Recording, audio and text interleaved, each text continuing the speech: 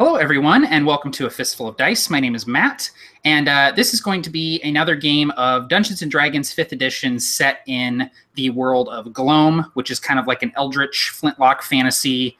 The apocalypse hasn't happened, but it's right around the corner sort of deal. I ran one game in this setting previously. The link to that game is down in the description if you feel like checking it out later.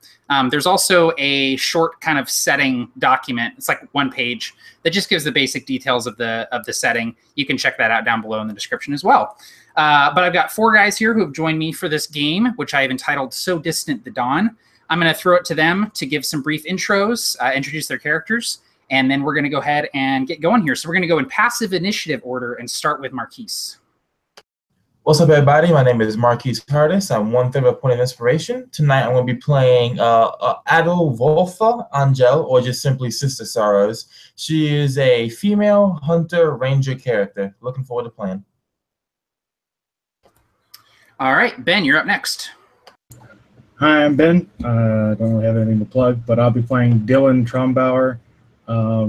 Just kind of a drunk asshole.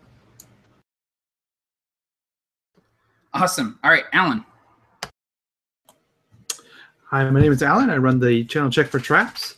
And tonight I'm going to be playing Thorn Blackwood, a.k.a. the Blackthorn, who is a middle-aged paladin who has sworn vengeance against all who would commit wickedness and bring the Gloam closer into this world. All right, and Lloyd. Hello, I'm Lloyd. I run the channel Euro DM, and I'm playing Varus Dorna this evening. He is an old, miserable deacon of this order, and he's had enough of your shit. Awesome. So we got a bunch of hard asses in the game tonight. Should be a lot of fun. So there is fire all around you. Fire and debris and dead Dawnhammers. Adolvolfa, you're the first to wake, or at least come to your senses. The captain thought you'd be safe flying through the lightning storm, but apparently that's not the case because you feel soil beneath you. You sit up, look around. You see the fire. You see the wreckage. The first thing that comes to your mind is the powder. You were carrying barrels and barrels of black powder to the frontier. Black powder that is currently in the flaming wreckage of your dirigible. Your weapons, not on you. You have moments to act right now. It is your turn. What would you like to do? Meta-wise, you guys can search the debris if you wish. Doesn't require any sort of rolls. You basically just give up your turn to search for stuff, and we'll roll on a little table here that I've made up to find weapons, supplies, that sort of thing. Right, sounds good. So what strikes Sister Sorrows first is probably that panic that comes from the fact that her body won't move as fast as she needs it to move. She's so sluggish from just having come back from consciousness. Her limbs feel like jetty. Her muscles feel like they've been torn from the limbs and from the bones. But still she struggles up, wiping away the blood drool from her mouth, quickly looking around, searching first for the deacon who is her leader and then for the weapons next. And you do find one deacon. You were traveling with two. The one that you find is alive. Varus, as you come to, the first thing you see is Adolvolfa. The second thing you see is the orange glow of fire raging behind her. What do you do? Yeah, his eyes would snap up, and he would sit up, and he would look at Adolvolfa and say, "Status report!" And then he would see the fire, and he would say, "Fuck that! Get the powder!" She would stand up and start running. She would start running with him, running straight towards the powder. But then she would ask him as they're running, "How do they put it out?" And he's just running, and he's breathing heavily already. He's way past it at this stage, and he's we'll figure that out when we get there.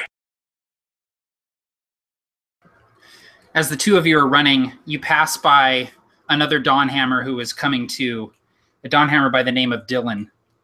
Dylan, as your senses return to you, you realize that you're on wet ground, rain falling on your face. You see lightning flash above, and you see the flickering of the flames of this dirigible that has gone down. What would you like to do? You see the two Dawnhammers, one of them your deacon, your commanding officer, rushing past you towards the wreckage of the dirigible. Dylan, feeling the wet ground beneath him, goes, "Shit!" and turns around and starts scrambling through the mud and dirt, looking for his small cask of homebrew whiskey before anything. And then he sees that he almost looks like a guilty child as he looks up and sees the deacon and Ada Wolfa passing by. And then he kind of scrambles to his feet and follows. And the last Dawnhammer that you find alive is one by the name of Thorn. Thorn, as you come to, you see the wreckage. You see other Dawnhammers waking, rising, running, shouting at each other. What do you do? So Thorn, feeling the heat of the flames licking at his flesh, he begins to rise. And as he does, he feels this like rather large splinter, this like stake almost in his shoulder. And he goes, "Ugh, fuck me," as this blood is just kind of pouring down his chainmail. But he stands up and forgetting that the stake is there because he knows he's got to get out of here. He looks around and he notices just at least one or two like medium-sized casts that he just kind of hefts under his arms, and he just starts trucking it. Awesome. So as the four of you kind of get into the wreckage of this thing, it looks like the dirigible was struck by lightning and the gases within the balloon ignited as this thing kind of went down. It seems to have sort of ripped in half as it hit the tree line and dumped you out sort of away from the wreckage, which is probably the only reason that the four of you are still alive, is you just happen to be in the right place at the right time at the time of this crash. As you enter the bulk of the wreckage, you see more dead Dawnhammers, most of them burned from the initial ignition of the gases within the dirigible. But Varys, you see, as you enter the wreckage, the other deacon serving with you.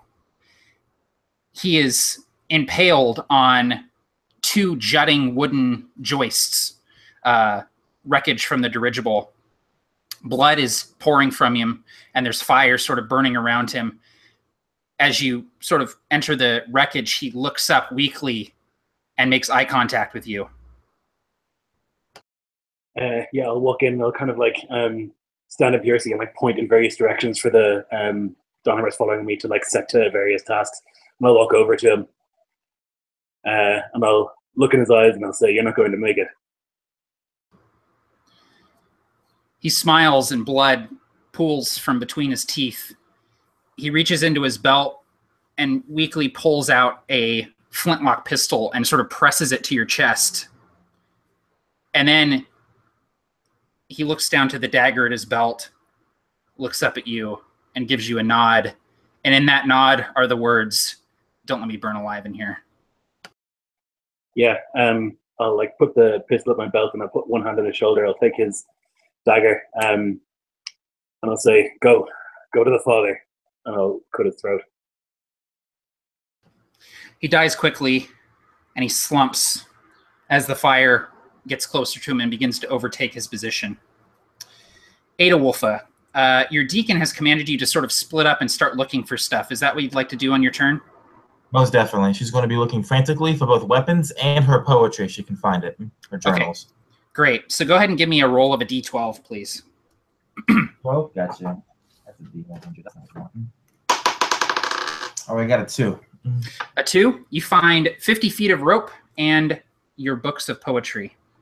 Thank you. She quickly takes the poetry, stuffing it into her cloak, and then loops the rope around her shoulder and begins to continue her search. Great. Dylan, are you also searching the wreckage?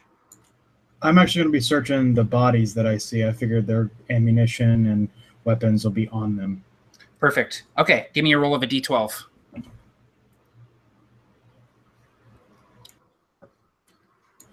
7. You find a hatchet, hand axe, on one of the bodies that you're searching. Looks like good steel.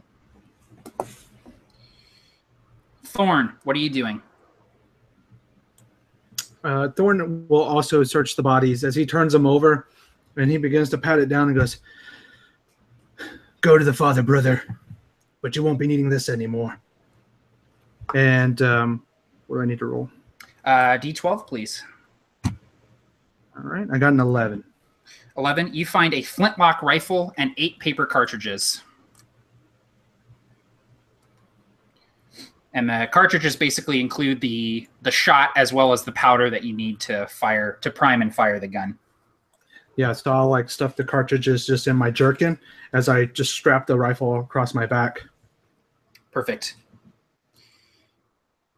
And Varys, you have found a pistol and a dagger from the other deacon. Would you like to also continue searching the wreckage? You know that there's maybe moments left before the bulk of this powder starts to go up. Yeah, I actually would search the deacon if he has like ammo on him. Just quickly pat down and see if he has ammo for this gun, and if not, I'll search the area.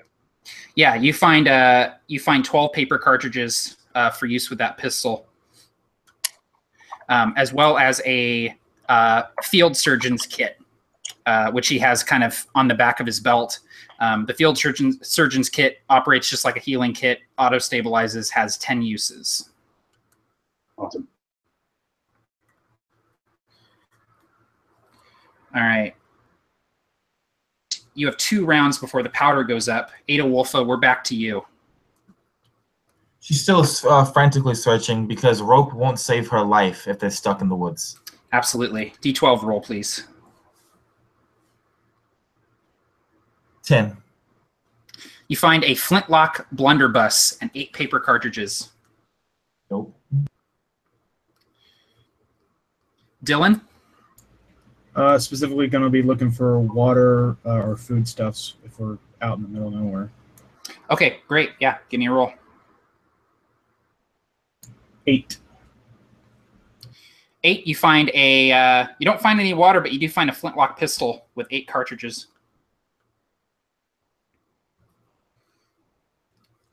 Thorn?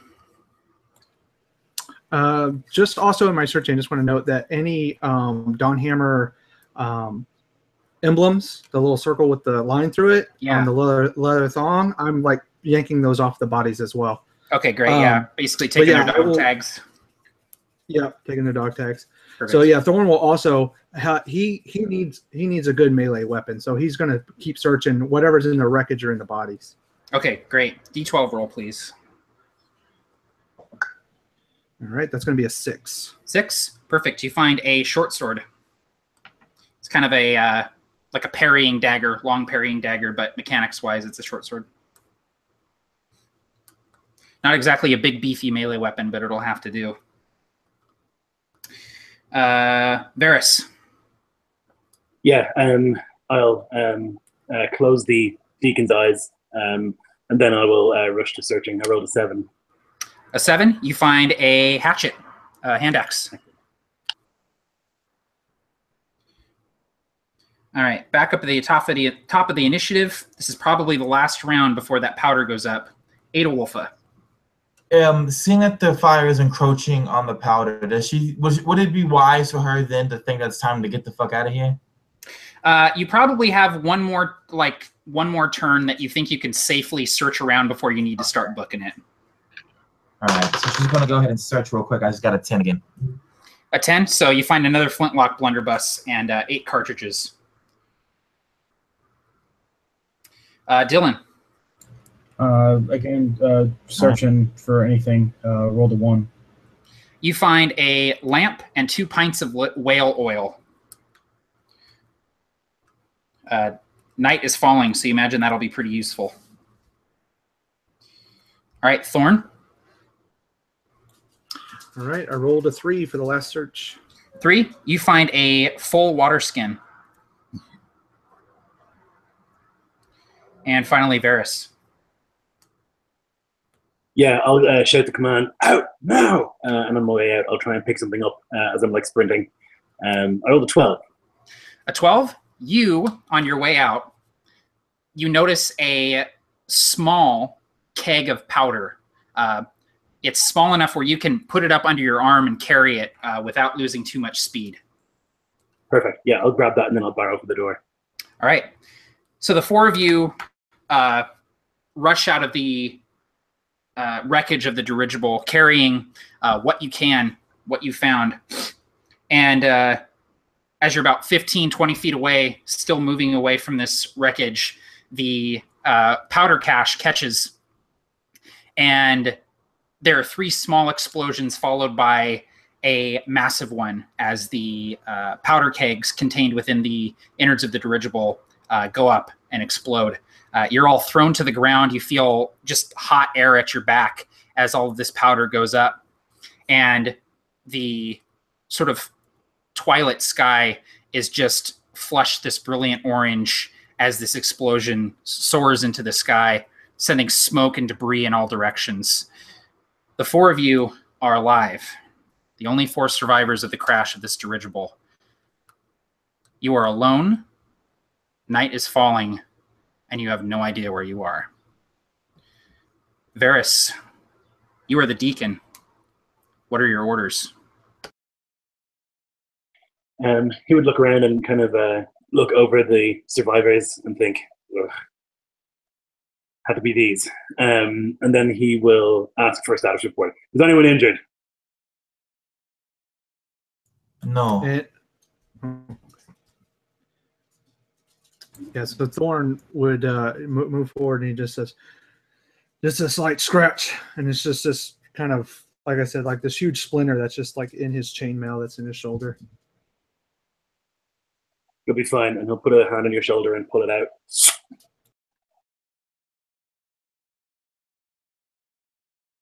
And then with that, he takes one of those paper cartridges and he just kind of like stuffs it in where the wound would be.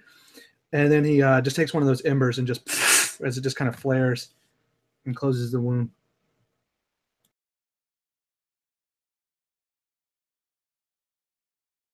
So we have no idea where we are, gentlemen. And night is falling. This doesn't seem like a safe place.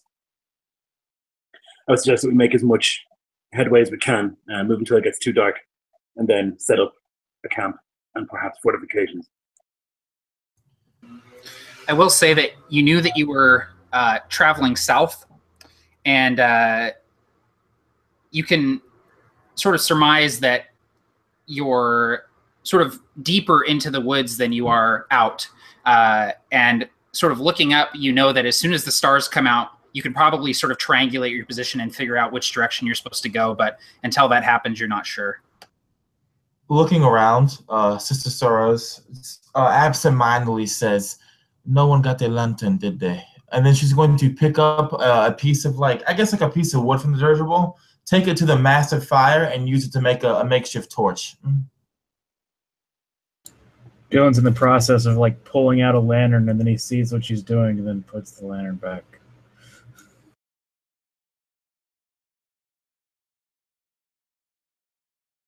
So thinking about the stars and that we could perhaps figure out where we are.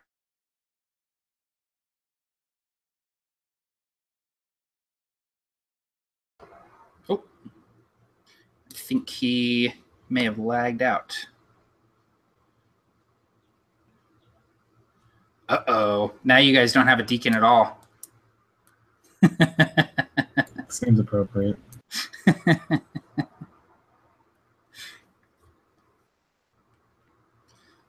Okay. Well, hopefully Lloyd gets back in here. So the 4 of you sort of looking around, you see that you're sort of in the deep wilds. The kind of forest that you are sort of hesitant to enter at any time, let alone when you're stranded with little weapons, little supplies as night is falling. You know that the wilds of this world are home to the old things, the things that humanity tried desperately to rid the world of. The old things, they lay claim to the wilds. They still command magics here. Specifically, you know that the wilds can be home to the elves. And if there's one word that chills the blood of a Dawnhammer, it would be elf. And even if none of you are speaking it, you're all thinking it and just hoping desperately that you haven't crash landed in elf territory.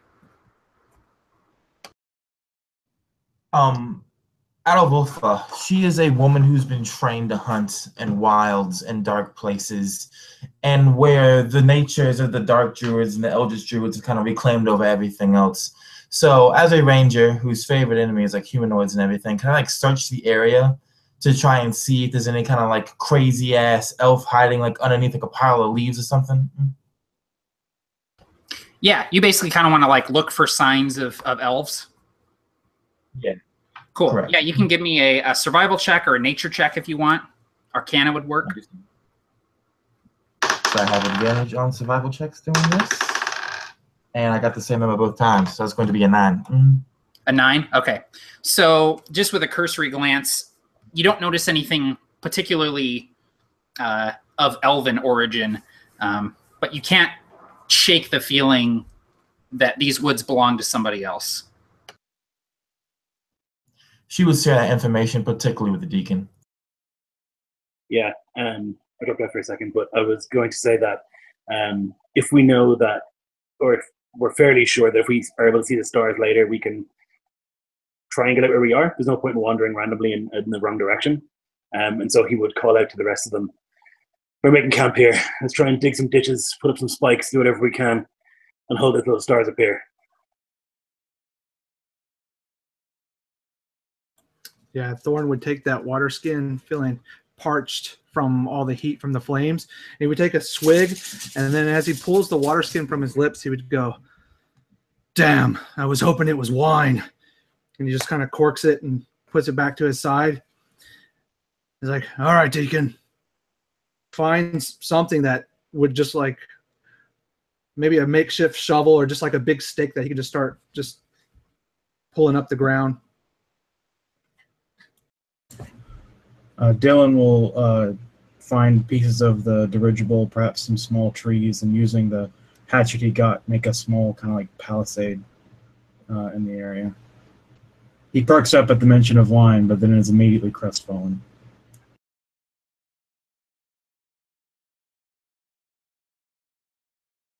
Yeah, I would imagine too that the Dawnhammers being suspicious of elves, that maybe he would like put a stake in the ground, and then with that little short sword, he would just carve in the circle with the line as sort of like a warding mark. Like nothing can pass this mark. Anything that's wicked anyway. And he just kind of stakes it in the ground as he moves on and keeps on doing what the deacon had ordered. Deacon, with all due respect, if we stay here, we just set off a massive bomb in the middle of the woods. Everything within 100 miles will be coming here, and we will die when the sun sets. If we wait. So which way do we go then, Adolwolfa? She turns and she looks at you and she says, "We can go any direction that's not here and then go south properly when the stars are out. But if we wait here, it is the same as shooting ourselves with the flintlock pistol." He like sucks his teeth and he like rubs his hand over his face. At least here we have resources and we can dig in, and he looks at the fire behind him, there's some light. You may be right. She stares at you blankly. You can tell that Adolwolfa is not a woman to rock the boat too hard. She simply says her piece and then lets you make the final decision.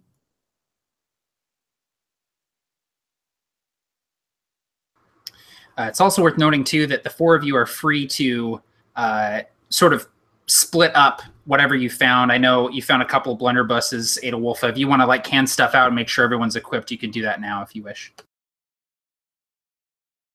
Who doesn't have a firearm? All right, looks like everyone has a firearm. If that's the case, she would give the deacon the other blunderbuss along with 8 of the cartridges.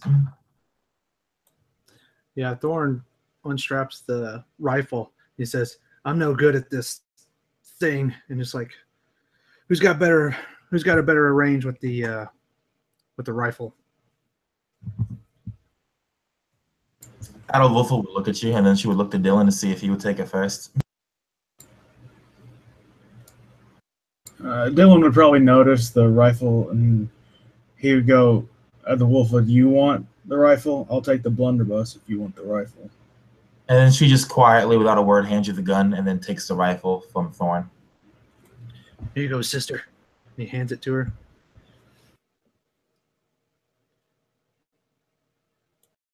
So the deacon has been like standing, and he's been like frowning. His face looks like a battered cliff at the side of the sea, and he's just been like frowning, trying to decide what he's doing. He like pats himself down. He realizes he hasn't got the tobacco that he likes to chew. Obviously, he fell into a puddle or something when he was knocked away, and so he looks even grimmer for a moment. We move.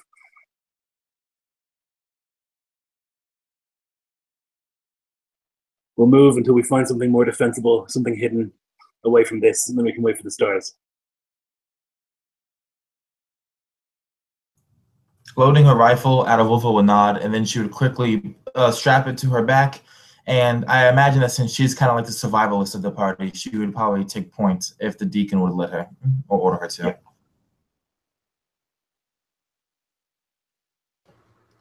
Cool. So the four of you are moving out. Sounds like Adolfo is going to sort of take point. How are the rest of you sort of going to arrange yourselves? I'll do stern guard.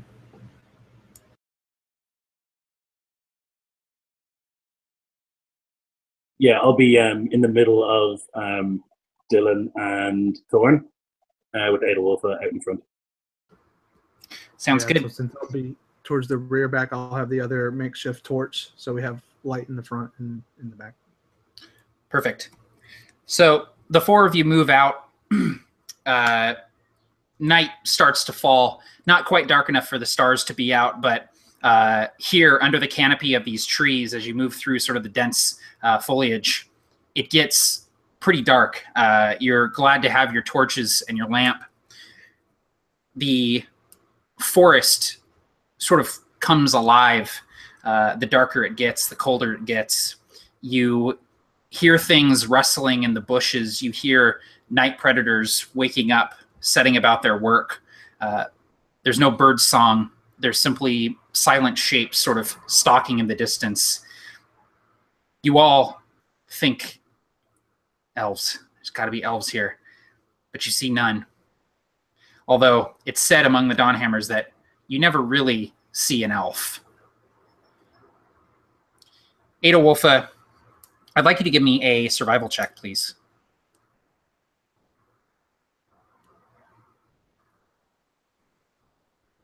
$23. On the air, you smell smoke. Now, obviously you smell smoke, but it's not the sulfury black powder that is at your backs. No, you smell wood smoke, a campfire, a hearth. And if you head in that direction, you can see above the tree line a thin, wispy trail of gray smoke as if from a chimney in the distance, maybe 2-3 miles from your position. Adolfo pauses, and she looks like a wolf who has just smelled prey close by. She quickly moves her head back and forth as if trying to figure out where this scent is coming from. And upon seeing that twisted trail of smoke in the air, she quickly turns back to Varys, and she's going to indicate with the torch the sky and point it out. Yeah, he'll squint. He's got these like little beady grey eyes, like squint and follow it. And again, his cliff-like face, but just like grimace for a few seconds, thinking hard. Let's check it out. Sister Sorrows nods at that, and knowing, as most things in this forest are, this is likely a death trap, she begins to move forward with caution and with poise, scared of what's about to come, but knowing that they have to face it regardless. Varys would give like hand signals to have them spread out so they can come at the smoke from different directions.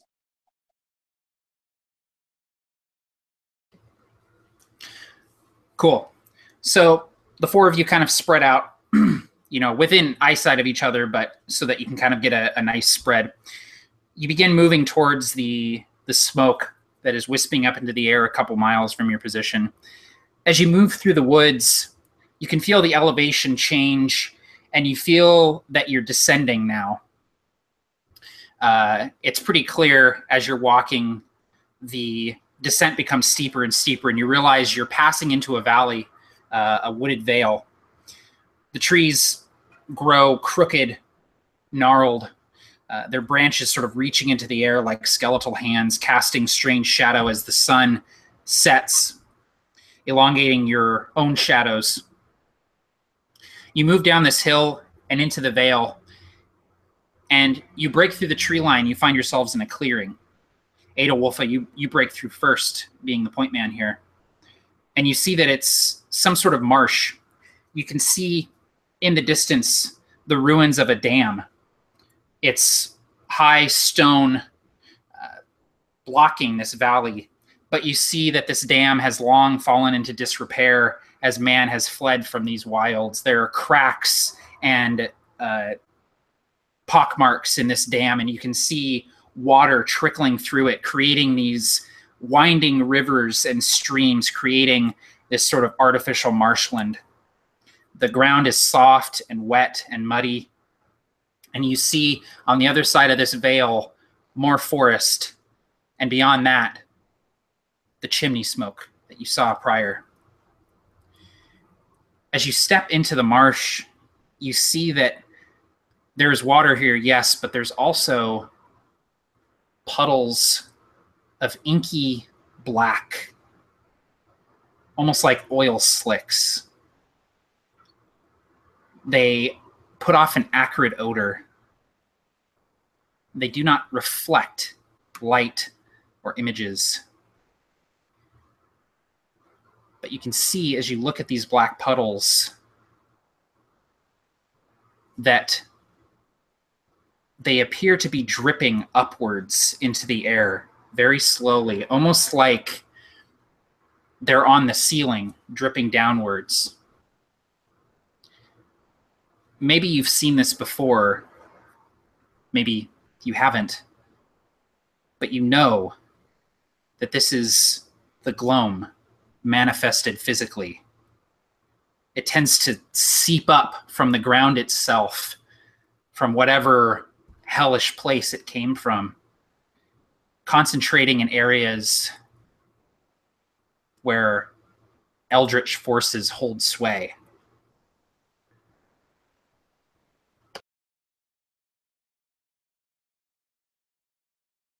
Dylan will reach into his, like, underneath his armor and rub something on a leather thong around his neck. And then he'll pull out the lantern and motion it to the deacon, asking, without asking, if he wants to light the lamp.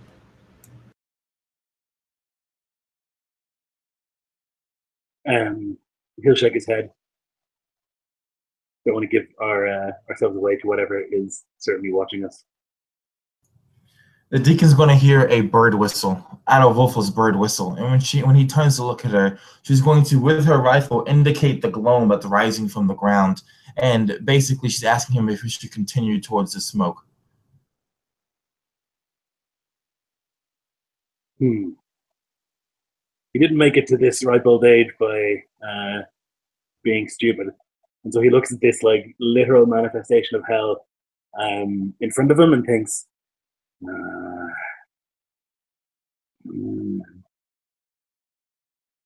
but it's also his duty to make sure that this thing doesn't exist anymore. He's going to try and banish it whenever he can. And so he'll grudgingly sort of nod his head just ever so slightly. Seeing that you nod your head, she will continue to move forward then, and Matt, she's going to be trying to navigate around the puddles, consistently looking down her scope to see what's around her in the woods.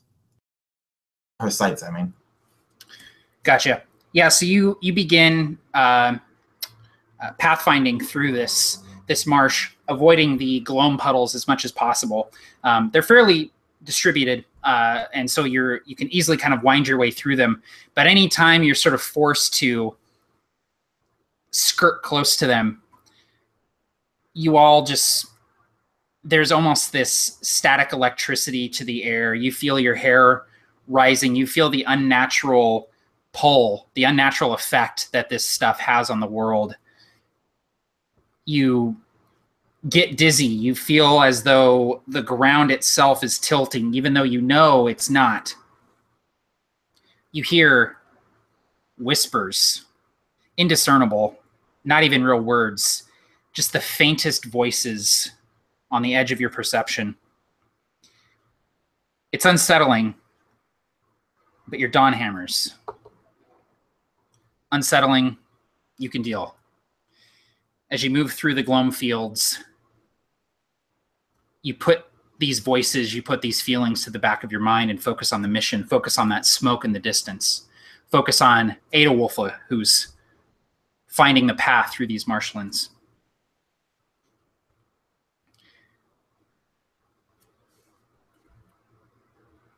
Varys, it's actually you that sees it first. Adawulfa passes by a Gloam puddle, skirting it by a good 10 feet, keeping her distance. You see a bubble break the surface of the Gloam, and then a humanoid shape rises out of it. A slouched, gangled figure with an unnaturally long neck, limbs that are so long that they almost drag the ground. Bat-like ears peek out from hair that is matted and lank. You see large black eyes devoid of whites, an extra thumb on each hand. You may have seen these creatures before, but that doesn't make you feel any better about seeing it here. An elf rises from the Gloam and sets its sights on Adawulfa. What would you like to do, Varys, as you see this? He will shout, "Steel yourselves!" and he will try and shoot it with his pistol. Try is the operative word here. It's going to be a 13. 13. The shot you take with your pistol is probably reactionary more than anything. The bullet skirts this thing. You see blood spray from it, but you know it's a superfluous wound, doing nothing to slow this thing down as it rises from the Gloam. Top of the initiative, Adawulfa, you are now aware that there's something behind you. You hear a shot ring out. As you turn, you see the elf covered in the Gloam. As it drips off, you see the black eyes bore into you. It is your turn. There's no separation for her in terms of what she's doing. It's one fluid movement. She's turning and pulling the trigger at the same time to fire the shot in the same direction that Varys just fired his. So that is going to be a terrible shot. That is going to be a 9 again. You take the shot, and as your rifle goes off, the elf bats the barrel aside with its strange hand with a thumb on each side, knocking the barrel aside, and the bullet whizzes by one of its bat-like ears. Dylan, you're up. How far away is it from me? From you, probably about 20, 25 feet. Okay. Dylan will run forward almost in a full-out tackle like a linebacker in his armor, and he's just going to actually run up and just swing a punch at this, swinging with the butt of the flintlock blunderbuss you got. Cool. Yeah, you can treat that as a club if you want.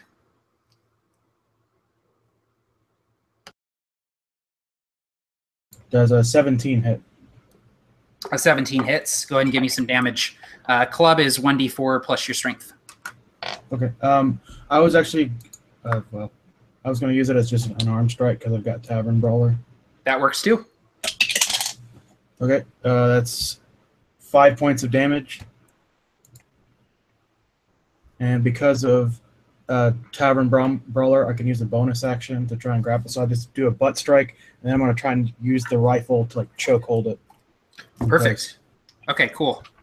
Let me roll to oppose that. I got 11 on my roll. I got a 14. Okay, cool. So you have successfully grappled the elf. What does that look like? He basically ran up swung the butt of the gun with all of his momentum, and then as it's lurching forward, he throws the barrel over it and pulls it back against him. As you do this, the elf just lets loose with this just inhuman scream, just pierces all of your ears. It's shrill. It almost sounds like multiple voices coming out of this thing's mouth. And as it does, this liquid gloam, this sort of tar-like substance, comes streaming out of its mouth, probably flecking your face, Ada Wolfa. It's foul-smelling as it sort of sprays across you. All right, that was Dylan. Thorn, you're up.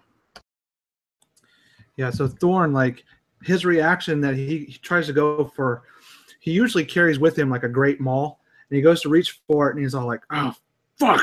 And he looks at his jerkin, and he pulls just that little short sword out. He moves in, he goes, hold him still. And he's going to just try to, like, plunge it right into his chest. So I got a 20 on my attack. Natural 20 or modified? Modified, yeah. Okay, cool. That definitely hits. All right, that's going to be 7 piercing. Great. Yeah, so you plunge this, basically a parrying sword. You drive into this thing's flesh, and you see blood spill out. And it shrieks, flecking your face with this horrible gloam substance. Okay, Varys, we're back to you. You see that the elf has been grappled.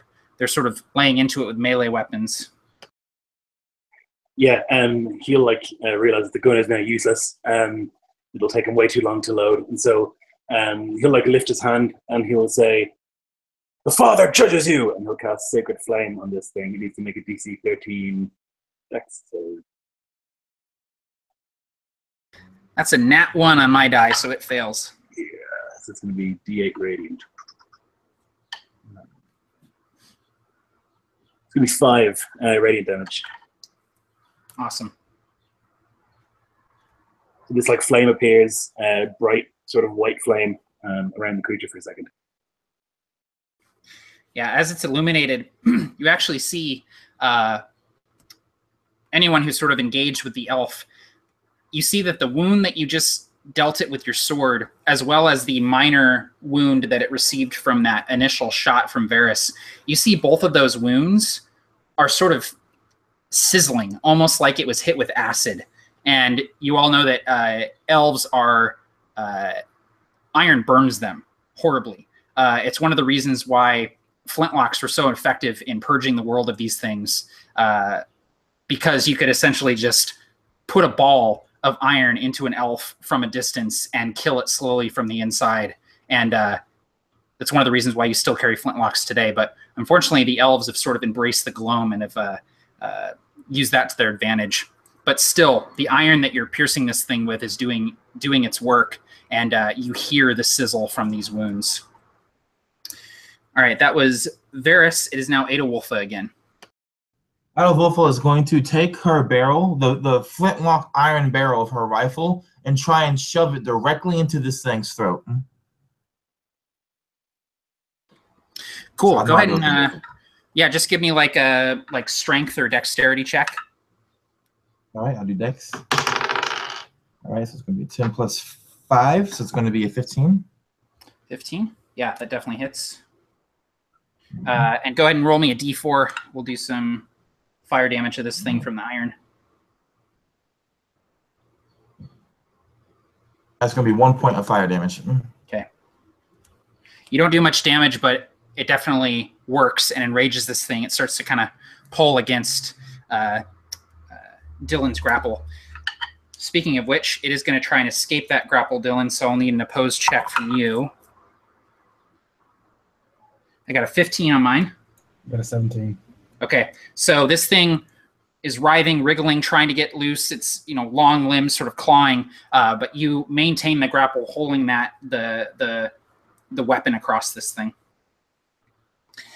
It is now your turn, Dylan. Do I need to make an athletics check to maintain it, or? No, basically it gets to try and escape on its turn if it wants, and then you can kind of do whatever you want on your turn. You can move it, you can try and pin it, you can try and attack it, whatever you want to do. I'm just gonna try to keep holding the grapple, and I'm just gonna bring up a huge, plate that's on my knee, almost purposely made with the spike and just bring it up into its side as a melee attack. I rolled a 23 to hit. Definitely. And that's another 5 points of damage. This thing is now burning from multiple directions, from the gun in its mouth, the sword in its side.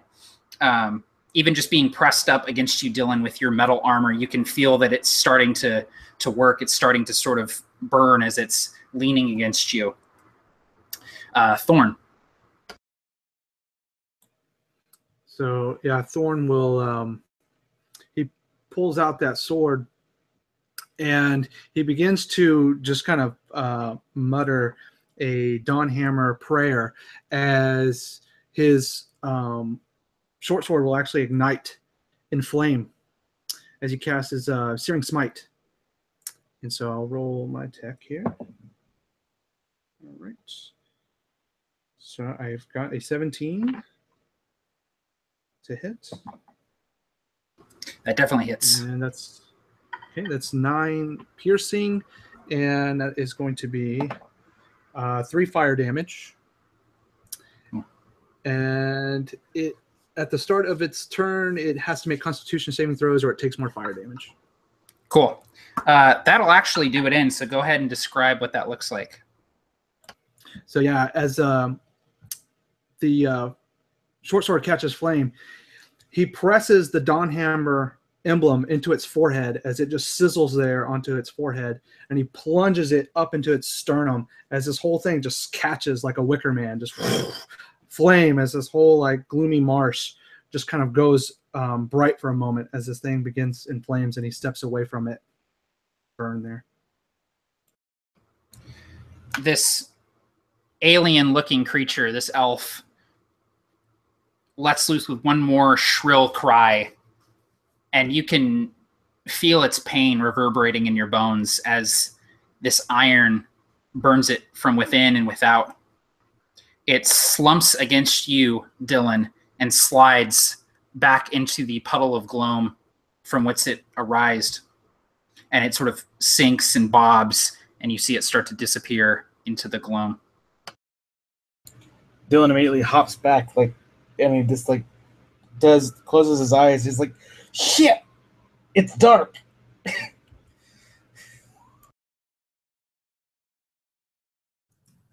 As they're doing that, Adolfo quickly puts down her rifle, takes out her Dawn-like insignia, and begins praying into it, cupping it over her mouth. She's going to do this for about a minute as she concentrates, using her primeval awareness to try and see if there's any of her favorite enemy, that being humanoids, so elves, dwarves, all that kind of stuff, within 1 mile of our position as she continues to pray. Awesome. I will let you know as that minute is up. What are the rest of you doing as she does that? Barris takes the pistol and begins the laborious process of trying to reload it. It's like fiddly work. It takes a long time, and so he's like kind of still breathing heavily from the fight and just focusing, almost meditating as he's like loading this gun. Dylan will recover and then see the deacon doing that, and he'll go over and he'll offer the pistol that he found previously and goes, 2 might be better on the reloading for you, deacon. Very good. And Thorn, like, he exhales, and a little bit of, like, you can see his breath on the cold. He's like, all right, Deacon, let's find that fire. It's fucking cold out here. Yes, we shouldn't tarry too long. As you concentrate on this prayer, Adolfa, I'm not sure how you imagine it working, but trying to sense humanoids, it is overwhelming what you sense. I don't know if you see them or smell them or feel them. It's visions is what she would experience. It'd be like glimpses, expressions. She'd see like the smile of a figure. She'd see like the movement of hair, the step of a foot, stuff like that. You would see almost like a bird's eye view of the marsh, and you would see shadow from the forest engulfing the marsh, and you would see the shapes of elves in those shadows, and you would know that there is an entire tribe of them descending on you from the woods. Adolfo very slowly lowers her insignia, and she begins almost nonchalantly reloading her rifle, not saying anything. And then finally, once it's done, she clicks it and she looks to the deacon and she tells him, "The elves are currently coming straight toward us. All of them. All of them. Tonight is the night that we die." Well, that happens sometime. Best make him pay for it, eh? Adolfo doesn't respond. Sister Sorrow, more like Sister Somber. Come on. We need to get somewhere defensible. If they're going to kill us, let's make them pay for it. You remember the smell of that hearth in the distance, and you see that smoke as this sort of misty rain continues to fall. Lightning flashes in the distance, that thunderstorm that passed over these woods, the same thunderstorm that brought your dirigible down. As the lightning flashes, you see them coming out of the woods. 10, a dozen, 100. You don't have time to count them in the instant that you see them, but they're moving towards you slowly, methodically, crouched on the ground like animals flanking prey.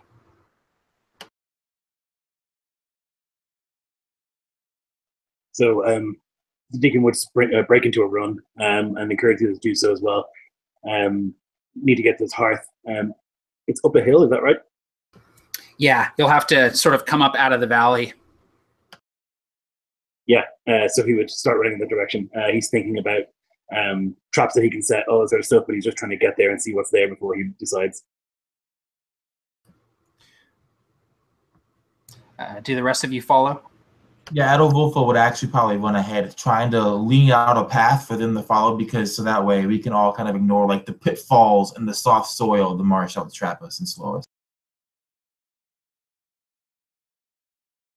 Yeah, Thorn would be just hoofing it, following in suit.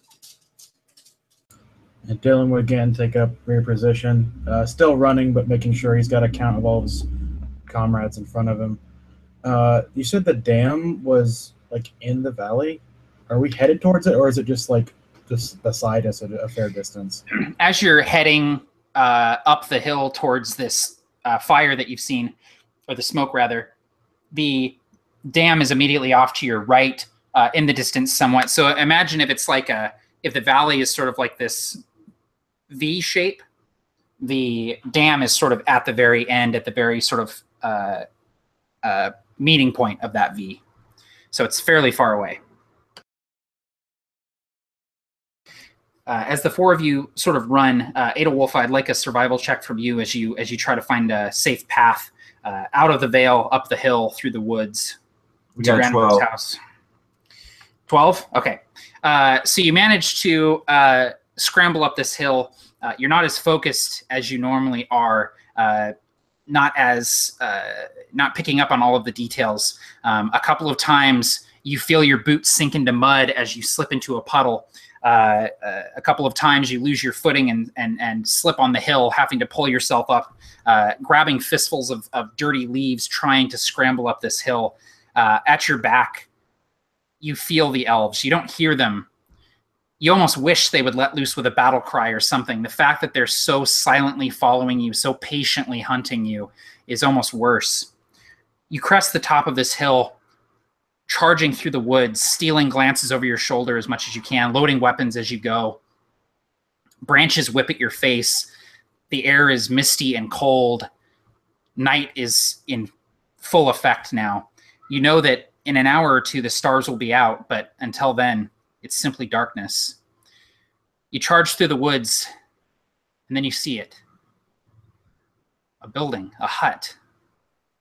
a small little house surrounded by a fence.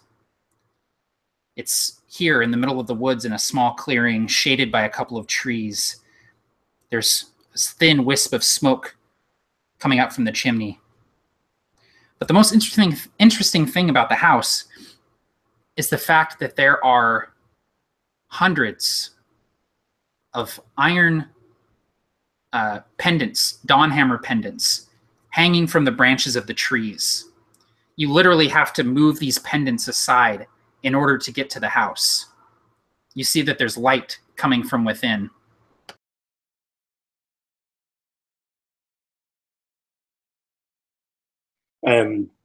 Varus, if he's ahead, is going to kick down the door and walk in.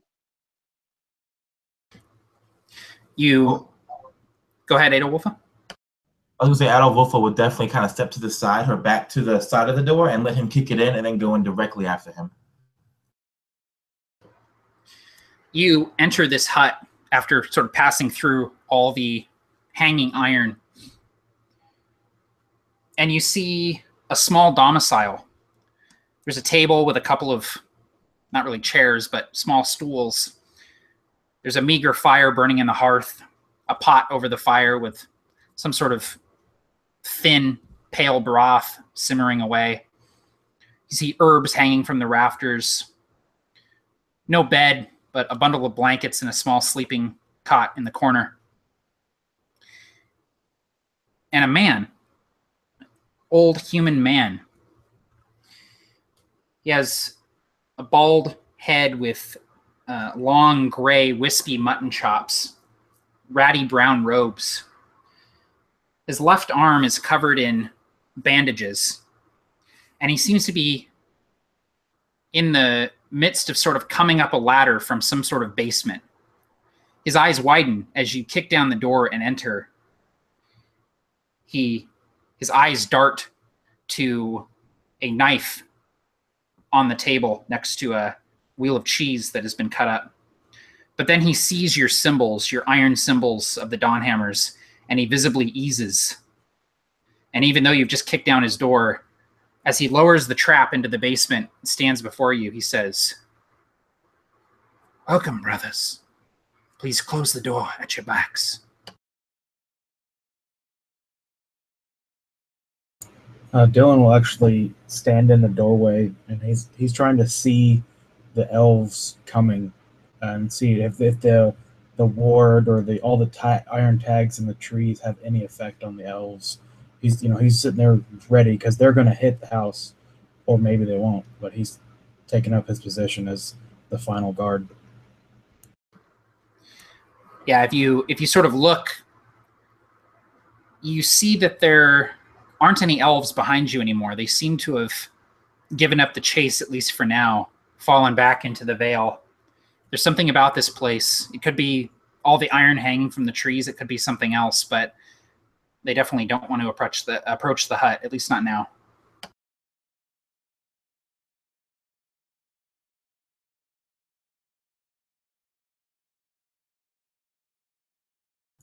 Adolwolfa will actually put the rifle back onto her back, and she will go and take that knife out of the cheese and just quickly slide it back into her belt as if nothing really mattered about it. And then she'd wait for Varys to either lay them down or lead them back out. Now, you call us brothers. Are you a member of the Dawnhammer Order? I was once. My name is Alden. He's cradling his bandaged arm. He goes and he pulls one of the stools away from the table and lowers himself into it. He's an old man. He's older than you, Varys. You hear his bones crack and creak as he lowers himself into the stool. I've not had company in some time. What brings 4 Dawnhammers out to my hut in the wilds? Catastrophe. Our dirigible exploded. We crashed. I saw the fire on the horizon. I was wondering if there were any survivors. Are you all that's left? Yes. You are safe here, for now. The iron, it wards the elves away from this place.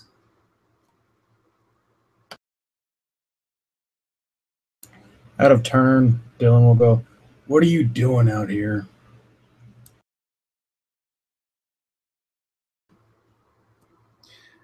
I am studying the enemy. Studying the Gloam, the Elves, the other things that lurk in these woods. Things older than elves. I've been out here for many years. I left the Order a decade ago. Can I make an insight check? You absolutely can. While he's doing that, Thorn will actually go over to the table where it has the cheese, and he pulls out that short sword and he just kind of wipes it, and he just kind of like cuts a piece of the cheese out and just like starts just stuffing his face as if he hasn't eaten. So, Dylan, Alden seems unsettled that you're here. He is being welcoming. He seems comfortable with you. But you see his eyes keep flitting over to the trapdoor of the basement.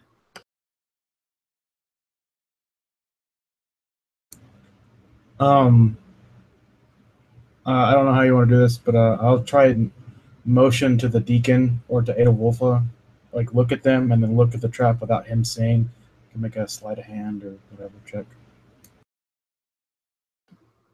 Yeah, you can do so without him really noticing. He seems to be sort of fixated on Varys, recognizing him as the deacon, and he seems to be sort of interacting with him directly. The study of the enemy is a vital part of our order, but this borders on radicalism. Which is why I left the Order. I knew that they wouldn't allow one of our own to live here among the wilds. I did it for the greater good.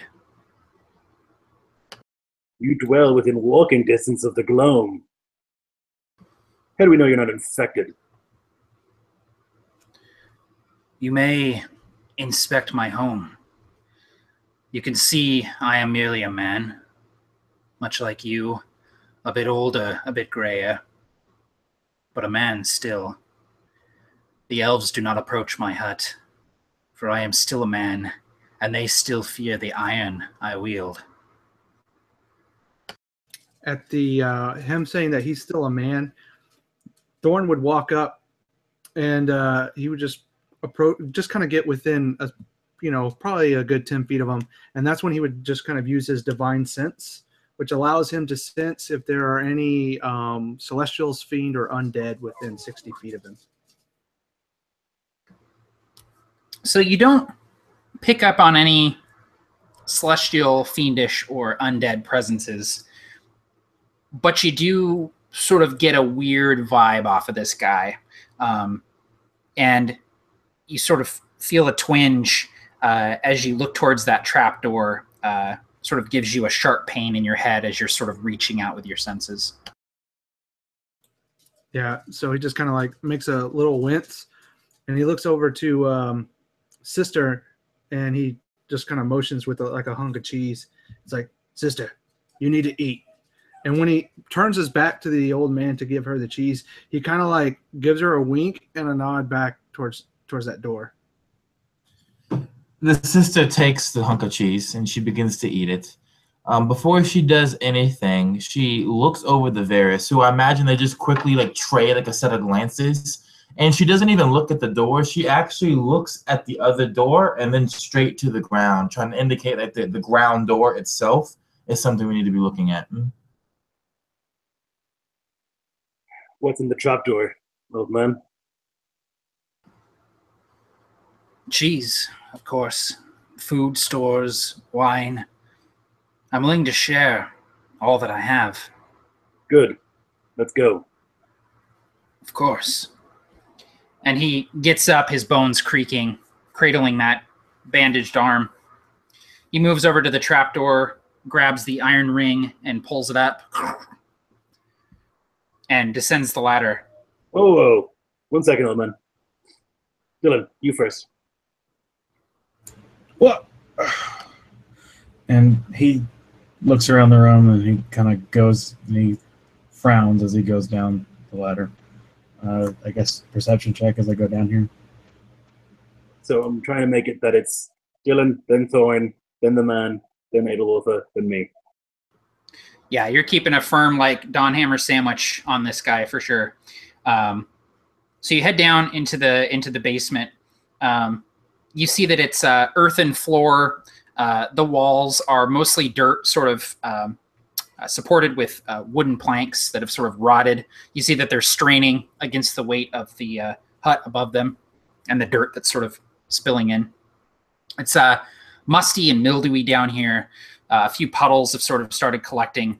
You see that there are wooden shelves sagging with wheels of cheese, casks of homemade wine, bread, things like that, preserved meat that he's hunted. Beyond that, with a cursory glance, you don't notice anything out of the ordinary. The old man, as he sort of descends the ladder, he moves to one of the shelves and grabs one of the casks of wine and sort of gestures with it. It's been some time since I've cracked one of these open. Seems as good a time as any to share with friends. We don't drink. No. Yet another reason why I left the order. Indeed. Dawn just kind of looks pissed at for a moment, like, damn it. Dylan has already got like a bottle without even asking. He was like uncorking with his teeth. And then he like licks the top of the bottle, like, and then he puts it back.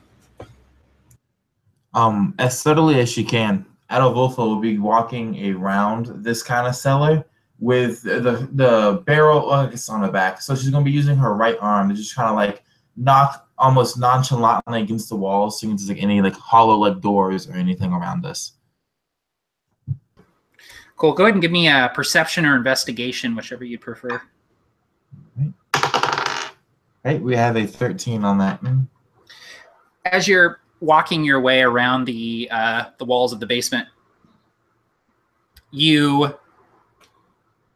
part of the wall sort of shifts as you put weight against it, and you see as it shifts that there's sort of an outline where there is a door sort of set into the wall. The door looks much like the walls. It's dirt, wood, but you see that it's clearly a section that can be pulled away. Adolfo crosses her arms across her chest and leans back against it. I imagine to the deacon this would seem as strange because she had not yet finished a perimeter check, which I guess he would have surmised she was doing. As you do that, as you lean against it, Alden sort of, this is the extent of it then. Again, I'm just an old man living out here on his own. I would love company. We should break out cheese, bread, salted meat. You boys look like you could use some food. Alden, did you know that I can smell lies? Of course. It's a skill well known amongst the Dawnhammers that they are perceptive.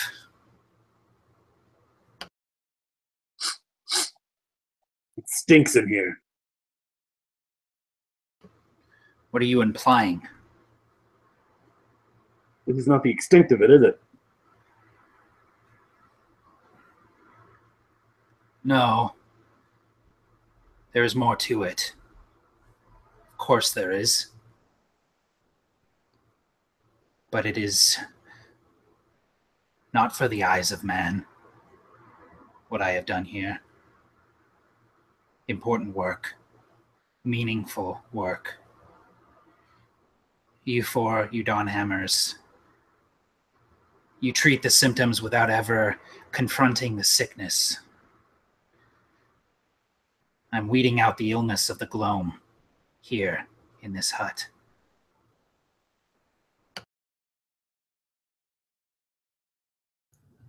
The Gloam is going to kill us all one day, no matter what we do to try and stop it.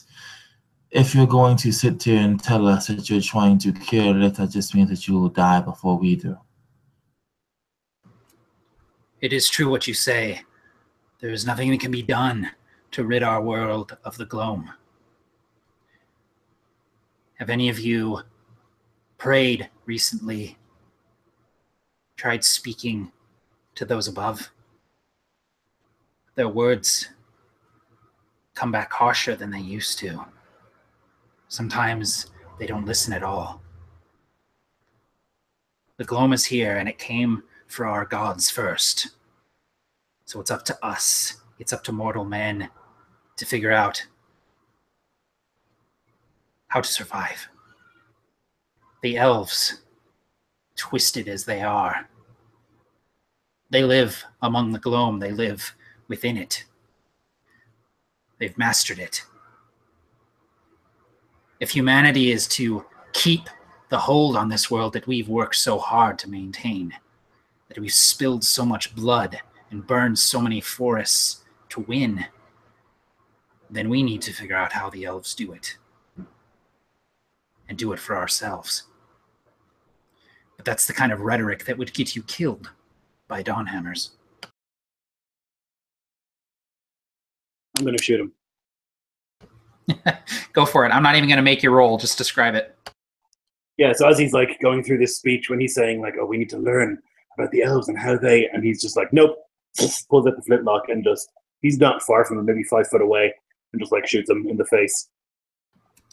The dirt walls absorb most of the sound of this thunderclap, but it's still loud as hell in this confined space as it goes off. His blood paints the back wall. As he falls slightly like a sack of meat, the bandages around his arm sort of unravel, and you see that his arm is black and cracked, almost scaly. You see that 2 fingers have sort of fused together. Another thumb has begun sprouting from his hand. You see that this extends all the way up to his elbow where it meets human flesh.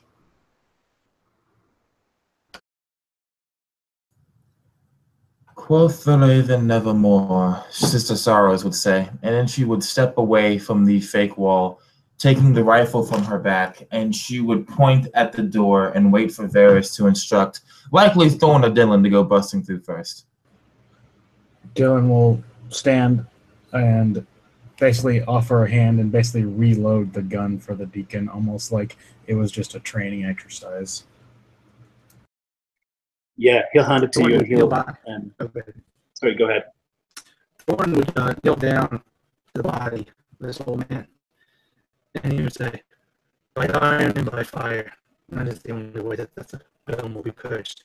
And he just begins to like pat him down to see if he had anything in those robes. Yeah, you see, you find that he has a dagger on him, sort of a rusty dagger, but it's a dagger nonetheless. It's iron. He also has, under his robe, sort of against his chest, his Dawnhammer pendant. And you also find a flask, presumably filled with that wine that he brews here. Yeah, Thorn would just kind of quickly just kind of slip that flask into his jerkin, and he stands up and he was like, not much on him. No, just the taint of radicalism. And I'll take that little hatchet that I have, and I'll kneel over the body and I'll like carve a symbol into his forehead to ensure he doesn't get back up. Awesome. You do so. And the blood trickles from his head. Dylan will move over towards Edwulfa on the door, and you'll actually see him take out on the leather thong. It's not an emblem. It's like a horseshoe, a silvered horseshoe. And you see him press it up against the wall, and I'm going to start casting Detect Magic as a ritual. Awesome. So that'll take about 10 minutes. So while he's doing that, what are the rest of you going to do? Yeah, Varys would incline his head towards the door.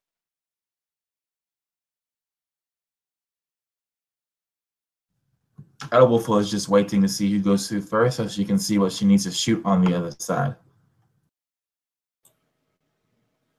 Okay, so yeah, Thorn would make his way over to the door, and he would just like walk up to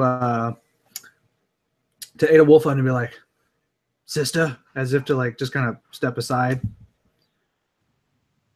It's time to go to work. She would just silently move to the side, and I guess like the barrel of the rifle would be going over your shoulder, then Thorn, as you approach the door.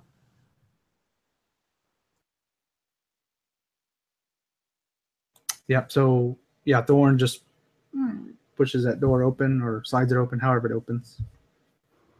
Yeah, you sort of lean against the door, and it kind of just pushes open and swings, and you see that it's sort of like this door that is constructed of wood and then filled with wet dirt, so it just looks like part of the wall. You push through, and you see that there's a large room on the other side, earthen on all sides, with wooden sort of support beams holding up the ceiling. The floor is covered in what looks like burlap, sort of to keep the ground from getting too muddy, sawdust, things like that. It looks like it's some sort of workspace. There are tables and desks sort of constructed of what looks like wagon parts, with chairs sort of set up against them. There's paper strewn all about. And if you look at any of the paper, it's just the ravings of a madman talking about the Gloam and how they needed to become one with the Gloam as the Elves did in order to maintain the empire of man here. And you see along one wall, the left side, that there's a few sabers, a couple of flintlock rifles, a couple of powder kegs, and plenty of shot. Your eyes sort of fixate on that because you could use more weapons. But you also see the autopsy tables on the far side of the room. You see on one of these autopsy tables an elf splayed out. Its body has been fully opened up, its organs pulled out and put aside. There are pins holding everything in place as he was studying this thing. But you also see something else on the second table. A creature that may have once been a man before he was exposed to the Gloam. Where his left arm used to be, there are tendrils, tentacles, something. His face is contorted and slack, asymmetrical, one eye bulging out of his skull. One leg is completely gone, removed at the knee. His rib cage has been opened up. On his bicep, you see a tattoo, a circle with a line through it. This was a Dawnhammer, maybe one of Alden's brothers. But he became an experiment.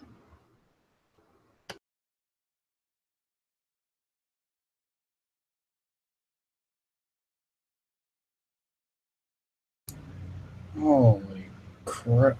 And he just kind of clamps down on his mouth while he looks around the room, searching for anything lurking in the shadows.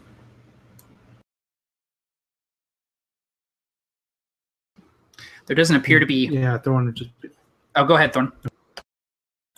Yeah, Thorn just like, this is diabolism. And he just kind of shouts back, Deacon, get in here. Yeah, the deacon would walk in. He would like take in the room fairly quickly, and then just like spit in the ground. Disgusting. You notice two other things as you're moving through the room. You see piles of bones, barrels filled with bones, human bones. And it starts to sort of become clear where the iron pendants came from that are hanging on the trees outside. You see that there's something on the right side of the room sort of concealed in shadow, a large, misshapen sort of form covered in a canvas cloth.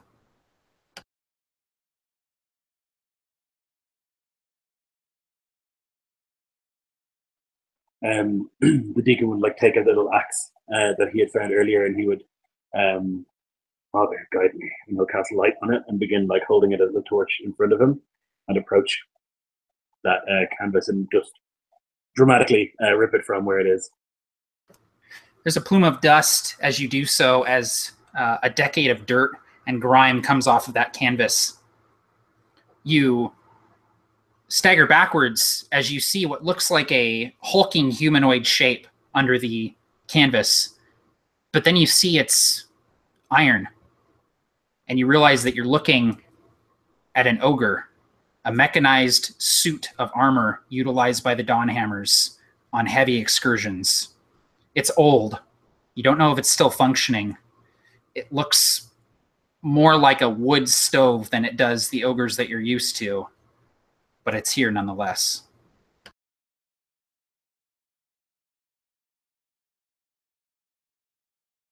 Yeah, he'll like move that axe head kind of glowing around, and like it'll catch the various flecks of rust and iron all over this thing as he like looks it over.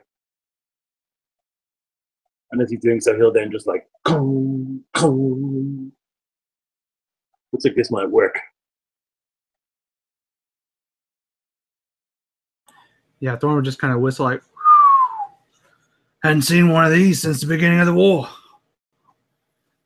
Think it still works, Deacon? One way to find out.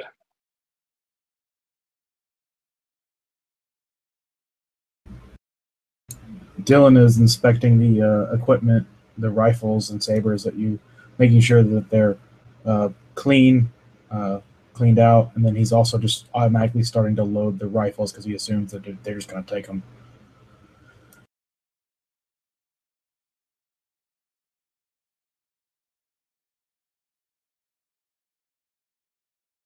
So the deacon would begin whatever process is necessary to try and like get at this ogre and see, how it functions. He's assuming it's going to be like oil or something even older, maybe it's like a wood fire in this ancient thing, but he's not really sure. So he would like look for the mechanisms.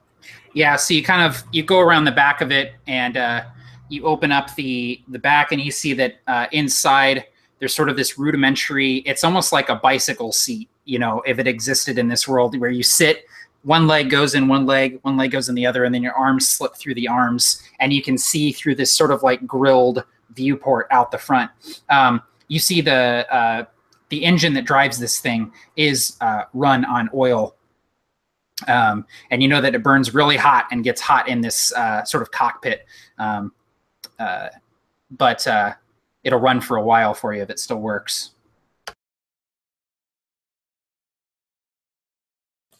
Yeah, as the deacon gets in, Thorn would probably find one of those flasks or two of oil and just start pouring it into it, as if prepping it, prepping the ogre to become functional. Sister Sarahs will also begin to collect things from the room, particularly cartridges, the two short swords I mentioned into the side. And if there's oil laying around, she's actually going to start collecting oil, not for the use of the ogre, but for the use of making bombs should we need them. Perfect. You also come across two trench shields, which are these big, huge tower shields, too heavy to hold, but you carry them on your back, and you can set them into the earth to create cover to fire flintlocks behind. So you find a couple of those as well. It's becoming clear that, well, actually, you sort of make the connection here, Varys. You are the oldest of the group. You know your Dawnhammer history pretty well, and you know that about a decade ago, there was a full sort of 50-man squad of Dawnhammers that went into the wilderness and ended up not returning. And it was always just assumed that, they got killed by something or wound up as captives of the Elves. But it's becoming clear that this is maybe what happened to them. Yeah, he'll like realize that, and he'll look around, and he'll kind of think back. He knew some of these men when he was younger. And he's glad he shot that thing.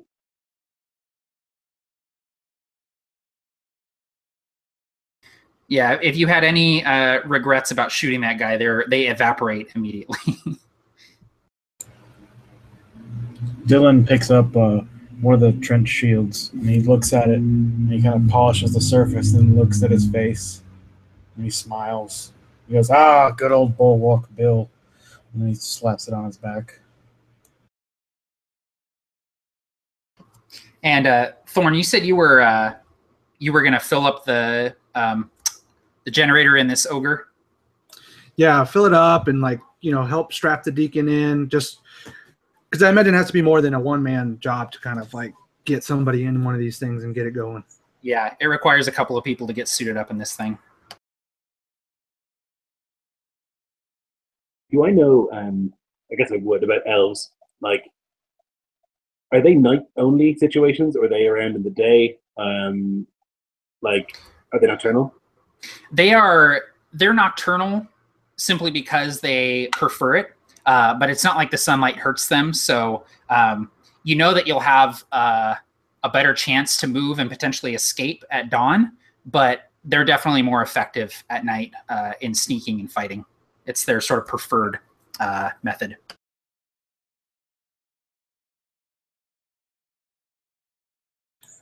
So yeah, Thorn looks at the deacon. So what's the plan?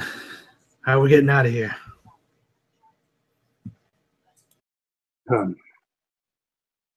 Well, wait for morning to come.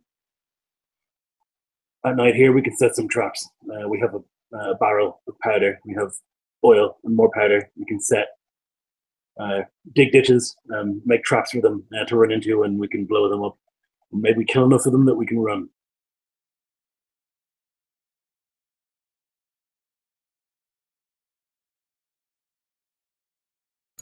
Carrying out the plan. Oh, go ahead. So go ahead, Marquise.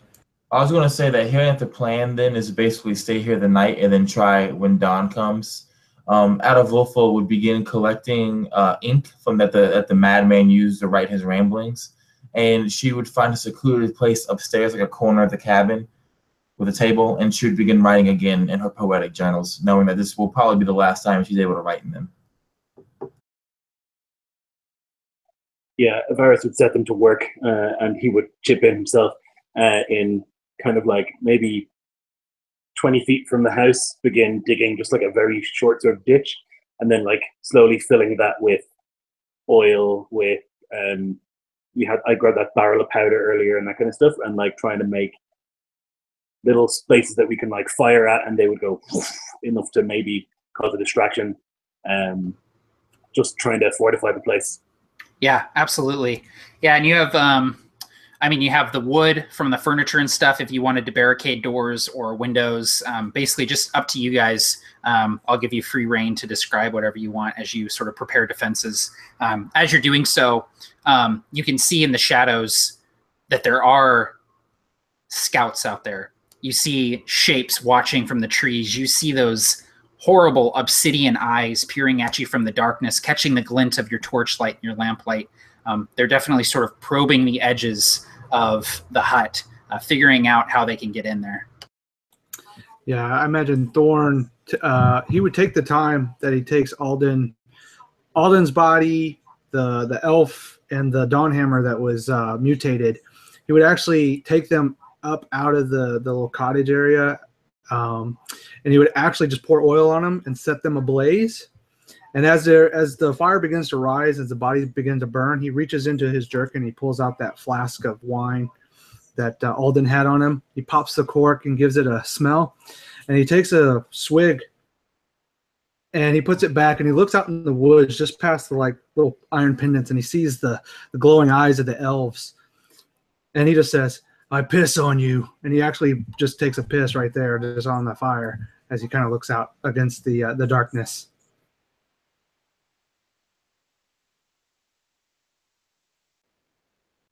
What is the roof like on this house? It's sort of a, it's like a lean-to sort of situation where the back side of the hut is sort of straight up and down, and then there's a slanted eave on one side, sort of constructed of timbers. Okay. It's probably not a good place to hang out. Yeah, it's a little too steep to perch up there. Yeah. Dylan, as you're casting your detect magic ritual, you sense something in the lab, and you go to the desk of Brother Alden, and you see sort of like under the papers and stuff that there's something wrapped up in canvas cloth, and you feel the weight of it, and you know that it's a weapon of some kind. And if you unwrap it, you see that it is a silvered pistol, an anointed flintlock from the church itself. And you see written on the barrel in very fine lettering, "So distant the dawn, we are the sun come early," which is one of the sayings of the Dawnhammers.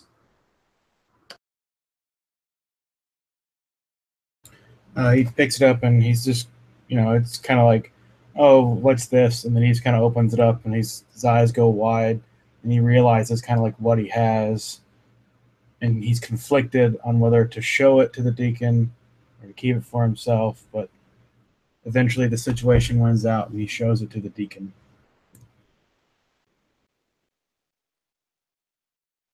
Thank you. And he'll take it and put it in his belt. Deacon's decked out, man. He's got like 4 guns on him right now.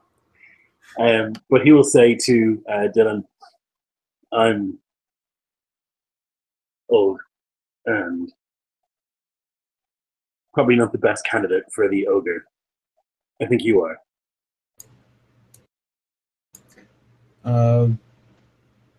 If you're sure, Deacon. I'm sure.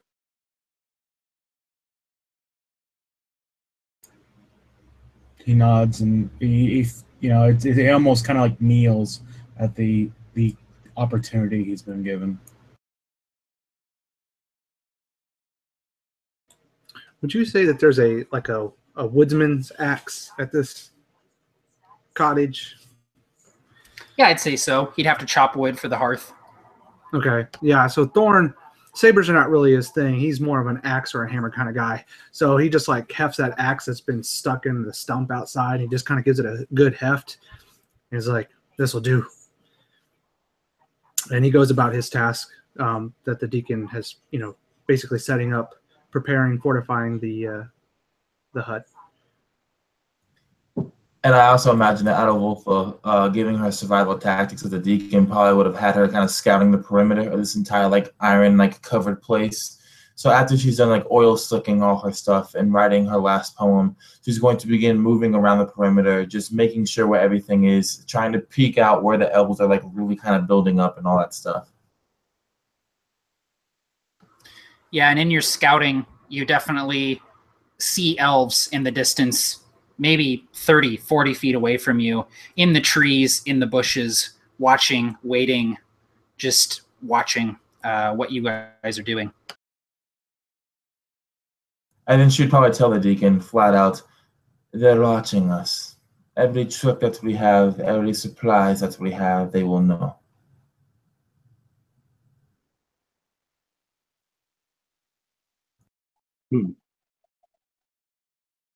Yep. Sounds about right.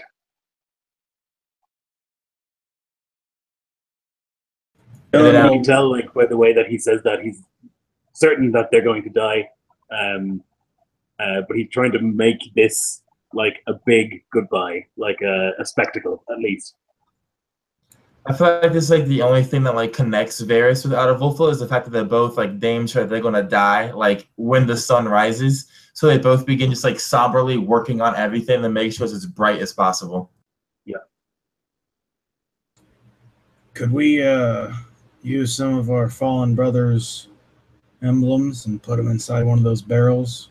Act as kind of a shrapnel bomb with the iron. The deacon raises an eyebrow. That is a surprisingly good idea, Brother Dylan. He's not used to those ideas coming from Dylan, and he just nods enthusiastically.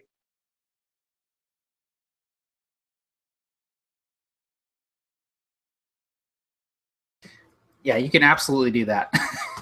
That's really cool.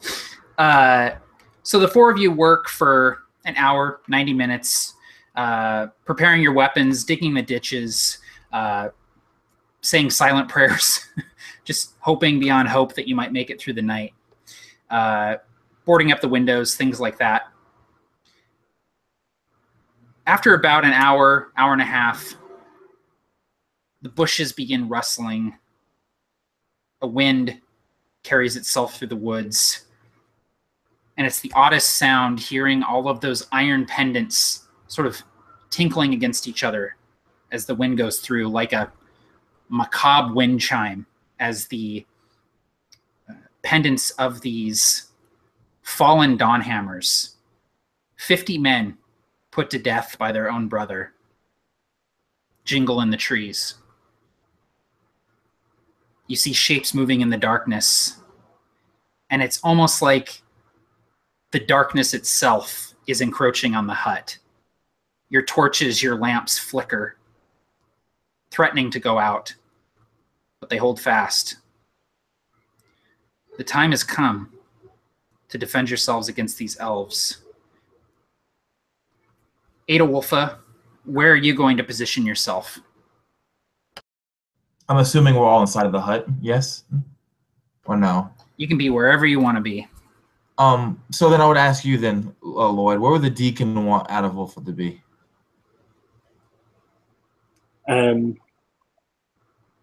He's a good shot, right? Yeah. So I think possibly in one of the windows. All right. So I imagine then, Matt, like one of the windows is almost completely boarded up, and she used that cheese knife to cut out a hole, and the barrel is just like pointing out through that hole.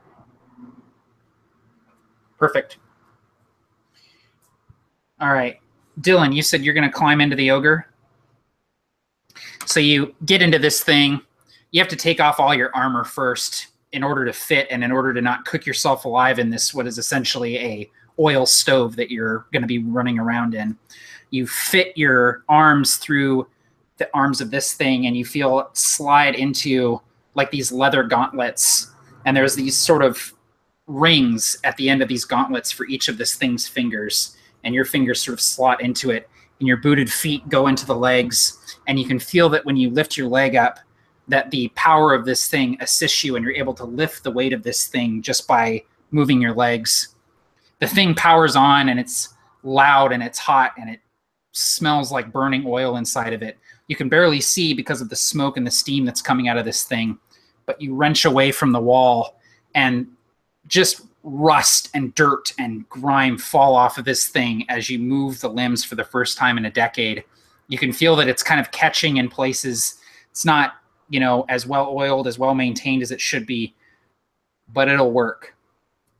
And you take it up the stairs, and you see Adolwolfa, this just massive mechanical humanoid shape, sort of ducking to fit out of the door of the hut. He says a silent prayer for Dylan's soul, knowing that anyone in that armor is basically like saying, "Come shoot me, elves." So he puts out that prayer and lets them go die. It's a walking coffin, baby. Can I carry a trench shield like a regular shield in the ogre? Absolutely. Of course you can. Yes, definitely. Varus would gather them around. He's like checked and rechecked his guns. He's like polished the sword. He's even like taken some of the ink and like written on some of the bullets small prayers. And he would begin leading them in this prayer. It is long. There are many gods, and it's basically, Father, watch over us as we go to do your bidding, and Maiden, remember us when we go to the dawn, and Crone, guide us when we come to the other side, and Singer, gift us your song at this last moment. But it's just so many, and like one line for each. And eventually, after perhaps 10 minutes or so, he would look at them and say, "Been an honor." Amen. And Dylan will, he's had, his empty hand has had one thing in it, and he just presses it towards Sister Somber, and it's the horseshoe that he has. and basically casting, before all this stuff happens, protection from good and evil. She takes the horseshoe and she looks up to you, and you never see emotion in Adolfo's eyes. And this moment's no different. She looks at you as if you're a ghost, as if she's a ghost, and she simply nods as she slides it into her cloak, and she goes back to looking down the sides of her barrel. But you can feel that this is the most affection she can possibly show to someone. The deacon would take the hatchet he has, and he would come up to this enormous ogre mech, and he would carve a symbol into the front of it, a symbol of protection. And he's going to cast Shield of Faith on the ogre, giving it +2 armor class. So hopefully he can withstand a few more hits. Awesome. Yeah. So that'll actually make your armor class, Ben. I forgot to tell you. So your armor class will be 20 inside the ogre. So now it's 22 with the deacon's help. You're considered large now instead of medium. And you will have advantage on strength checks while inside the ogre. So basically, it just beefs up your armor, gives you advantage on strength checks, and you'll also be rolling an additional D6 damage whenever you deal damage.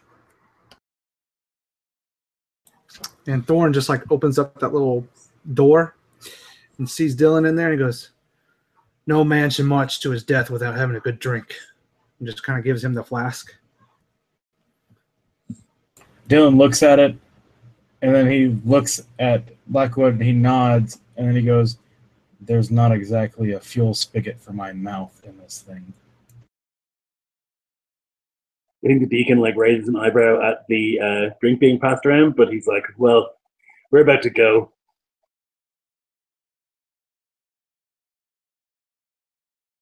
It's a design flaw that the ogre doesn't have like a water pack, but it's booze on the back with a hose that goes to the pilot's mouth. He probably just shakes a few useless drops through an air slit. Yeah. So as the four of you sort of get into position, that sort of misty rain begins to fall again. It's not enough rain that you're worried about the powder in your pans, but it's just enough to sort of make you a little miserable. You feel the water sort of collecting in your beards and in your hair, little dewdrops of moisture. Lightning flashes again on the horizon, and as it does, you see the elves coming up the hill, coming towards the hut. You see them stalking through the bushes, climbing through the trees. You see their slouched, gangled, asymmetrical forms, their large ears, as they come towards you like predators in the night. You see them holding weapons of wood and bone and stone. You see them holding ropes, spears, and bows. You see those black, unfeeling eyes staring at you, glinting in the firelight, in the lamplight, as the lightning flashes. And you hear something else, too, in the distance, something large. You feel the vibration of it in the earth as it walks. You see bushes and trees being moved aside. There's something large in the back ranks of this elven horde. You're not sure what it is, but you're not too keen to find out. Before you can spare it too much thought, the arrows come. The first volley, not really intended to hit you. They plink into the side of the hut, sticking into the wood, sticking into the ground, raining on the ceiling. You hear the arrows as they sink into the wood. The elves move into range, and you can see their forms. In the initiative, Adolwulfa, you are up first. Adolwulfa's left eye is her shooting eye. The camera zooms in on it, and as it does so, you see the veins turn black, and they stretch out, and they connect to the rim of her iris. As they do so, the pupil shrinks down to a pinprick. She is casting Hunter's Mark on the first elf that she can see as it approaches one of the giant trenches of oil that were dug. She quickly lowers the barrel of her rifle, pulls the trigger, and the camera just follows this flash of fire, the spinning, burning bullets, emblazoned with a prayer from the deacon on it as it goes to careen into the oil to try to ignite it and blow up a bunch of these elves. Awesome. You do so. You fire into the oil, and that ditch just erupts into a wall of fire. You see the elves that were sort of crossing over the ditch.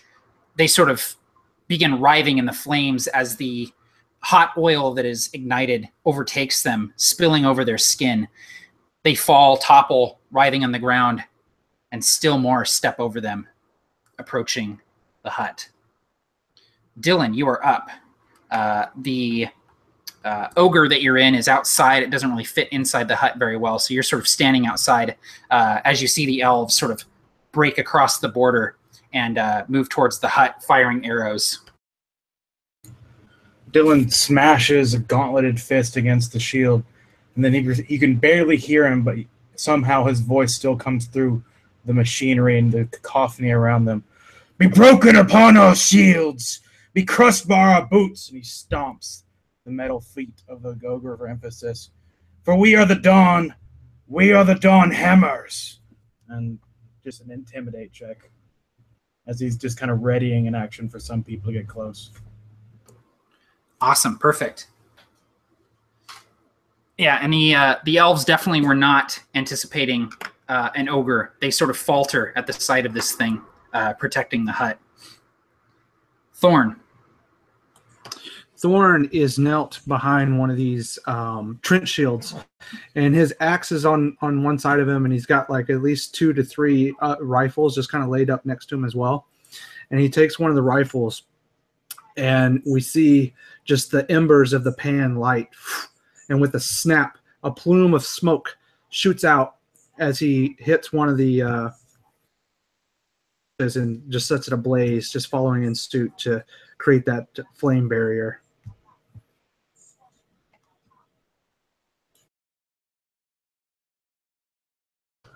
Oh, so you're just igniting another one of the ditches?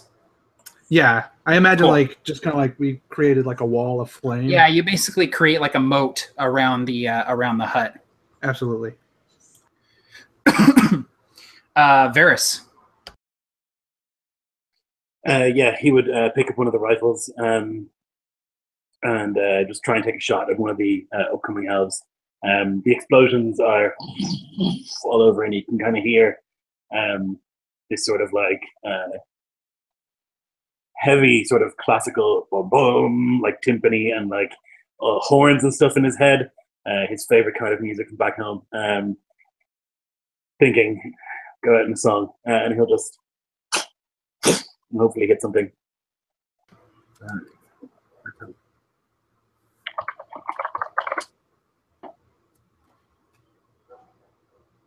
So that will be an 18 plus 2, so 20 to hit. Yeah, that definitely hits. And the rifle is...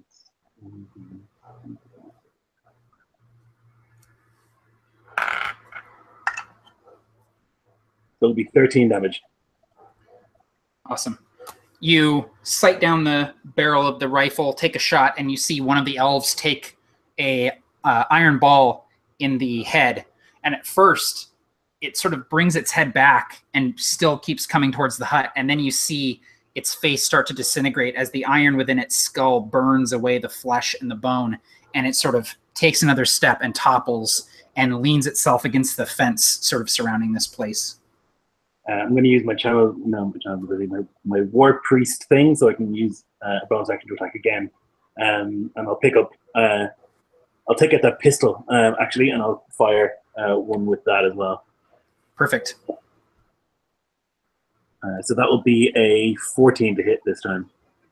14 is exactly what you need. And that will be 5 points of damage. Okay. The shots begin ringing out as the battle begins. You can see everything around the hut as the fire goes up, as these ditches ignite. You see the elves on the outskirts fearing the fire, fearing the iron that is hanging from the trees. But then you see hooks begin lashing out from the darkness. These hooks of bone and stone connected by ropes lash out from the darkness towards the ogre. So what I'll need from you, Dylan is a strength saving throw. It'll be at advantage since you're in the ogre.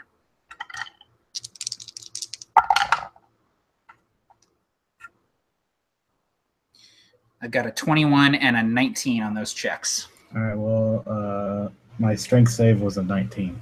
A 19? Okay, cool. So the 21 gets you. Okay, so one of these hooks catches onto the arm of the ogre, and you feel yourself getting yanked, and you go down to one knee and sort of fist into the ground, and you feel your arm being wrenched, and you hear a pop as your shoulder sort of pops out of its socket, being wrenched by these hooks from the elves. You're going to take 7 bludgeoning damage, and you're pulled 5 feet towards the elves. You're sort of like almost right next to the ditch of fire as you're being pulled. There are thuds on the roof.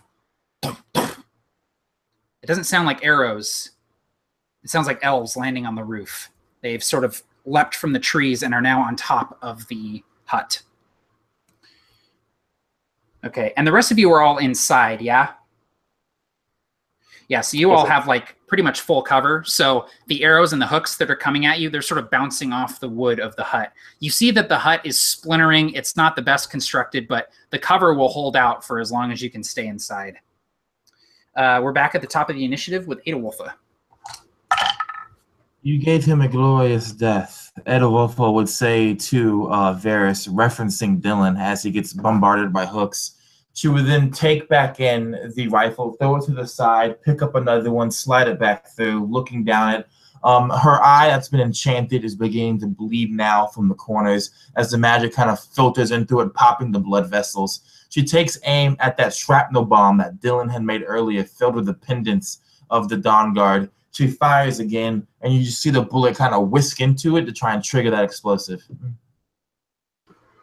Yeah, since that's a fairly small target, go ahead and give me a check with the rifle. Gotcha. It's going to be like an attack roll? Yeah, just trying to get a 10 or better. That's going to be 18, so. Okay, yeah, so you bullseye it, and the powder inside ignites, and these pendants that are just sort of like half-melted iron slag just go flying out in all directions, piercing the bodies of the elves, knocking them aside. You see it burning their flesh, melting them where they stand. It's incredibly effective, and you make a mental note that if you make it out of here alive, you might suggest that being a weapon at some point that the Dawnhammers employ. All right, that was Adolwolfa. It is now Dylan's turn. So, Dylan, you are sort of you're not grappled, but they have pulled you 5 feet. You can feel the hook still there. Your shoulder hurts like hell, but you can wrench it up if you need to. What would you like to do? Can I see where the line of that hook goes to? Does it go to like just an elf or like a team of elves? Or you can see on the end of the rope that there's one elf. He's got the rope sort of wrapped around his arm, and he's holding it, and there are 3 other elves behind him that are also bracing the rope and sort of yanking on it to pull you. Okay. I'm gonna make a. This is what I want to do with Dylan. I want to sweep the rope into his palm and pull as he leaps forward, and he's going to try and yank all those elves across the line as he actually comes across the line, almost trying to hit them with his fist in midair. Beautiful. Yeah, give me a strength check with advantage since you're in the ogre. Ooh, man. I got a 16 on my check.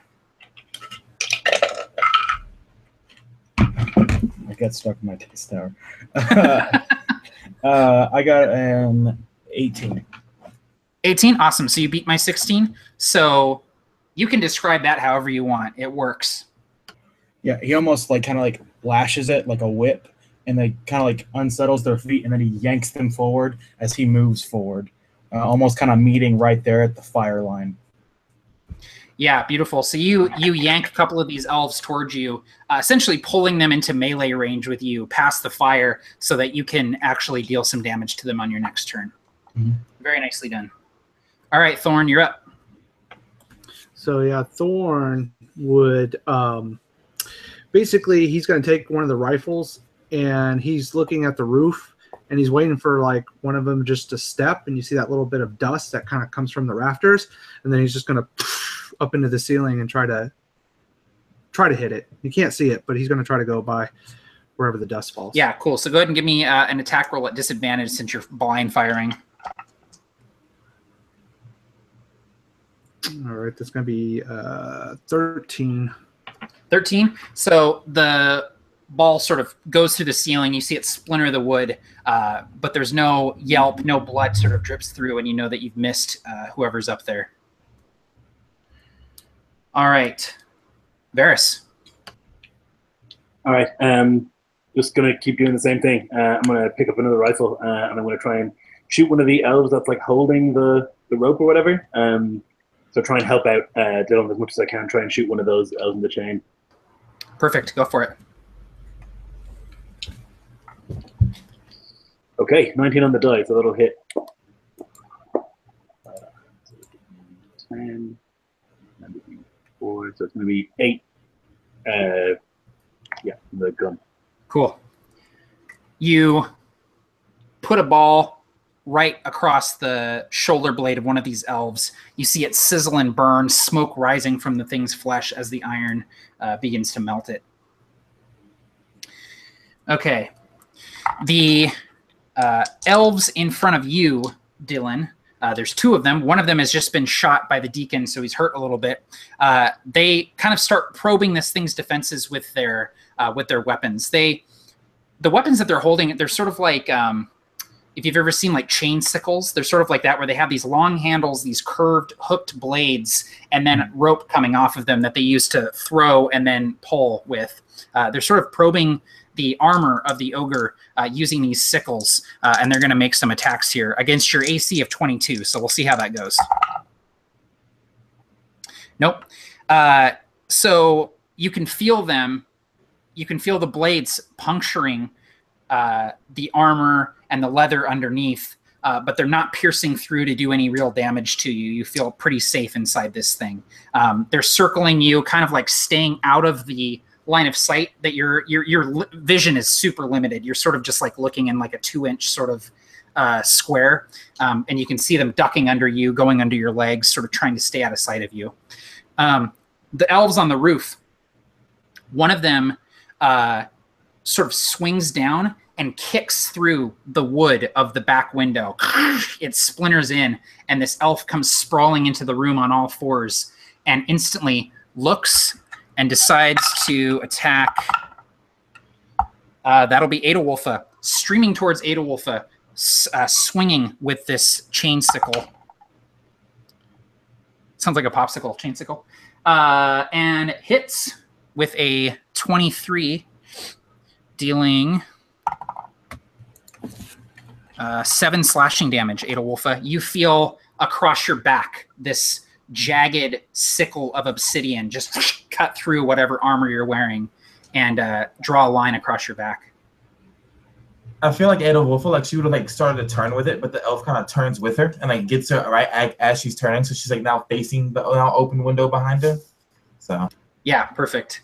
And you hear the other elf, the second one, still kind of stomping around on the roof overhead.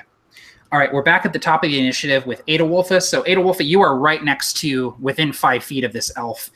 Firing range weapons in melee will accrue disadvantage, and it is your turn. Adolwulfa is a sharp shot, but she is a more skilled swordsman by far. She drops the gun without hesitation, reaches down to her hips, and she draws forth both swords at once. They're glistening in black oil. She quickly runs one down the edge of the other, causing sparks to ignite, and the sparks ignite the oil on the swords. She flips both burning blades around and begins to go on town on this guy. So I'm making 2 sword attacks against him. If I'll put my d20. All right, so it's a natural 20 on the first one. So a 17 on the second one. Both of those hit. So Damage. Are we doing double damage or roll twice? Double damage. So roll everything, add your modifiers, and then double it. Okay. So the first one's going to be a 12 plus 3, so a 15, and the second one's going to be 5. Damn. Okay. Very nice. 20 total? Yeah, that's without the fire damage, so I don't know what that would be. That'd be like a d4, I guess. Yeah, go ahead and add a d4 on top of it for the fire damage. All right. So it's going to be a plus 3 fire damage. Awesome. You dispatch this elf fairly quickly, cutting him to ribbons. All right. Dylan, you're up. So you have 2 elves sort of engaged in melee with you here. More closing in from all sides. Okay. I'm just going to take like a sweeping punch down at one close to me. Cool. Go for it. That is a natural 1. Uh-oh. All right, so you sort of overextend swinging. This is kind of your first attack that you're making with the ogre, and you kind of misjudge the amount of power it requires in order to swing its fist. So you swing, and your fist just kind of lands into the dirt as this elf rolls aside and dodges the attack. Your fist sort of sinking into the mud. Okay, that was Dylan. Oh, go ahead. I'm going to use Action Surge for one more attack. Cool, go for it. I'm guessing a 15 doesn't hit. It does actually. You're looking for 14 on the elves. Yeah. Okay, cool. Then they're going to take 11 points of bludgeoning damage. Beautiful. You get a pretty good hit in on one of these elves, bringing this giant metal powered fist across its face. You see teeth go flying out of its mouth. Okay. Thorn. So there is the elf that jumped into the hut has already been cut down by Adolwolfa, but you know that there's at least one more on the roof still. All right. Would there be a way to get to the roof, like just up there, or is it just closed off? Like so you'd have to go outside and to get a clear shot at something that was on the roof. Okay. I guess I'll give that a shot. So yeah, I step out and just kind of cursory glance and then take a shot. All right, that's going to be a 15. 15 does hit. All right.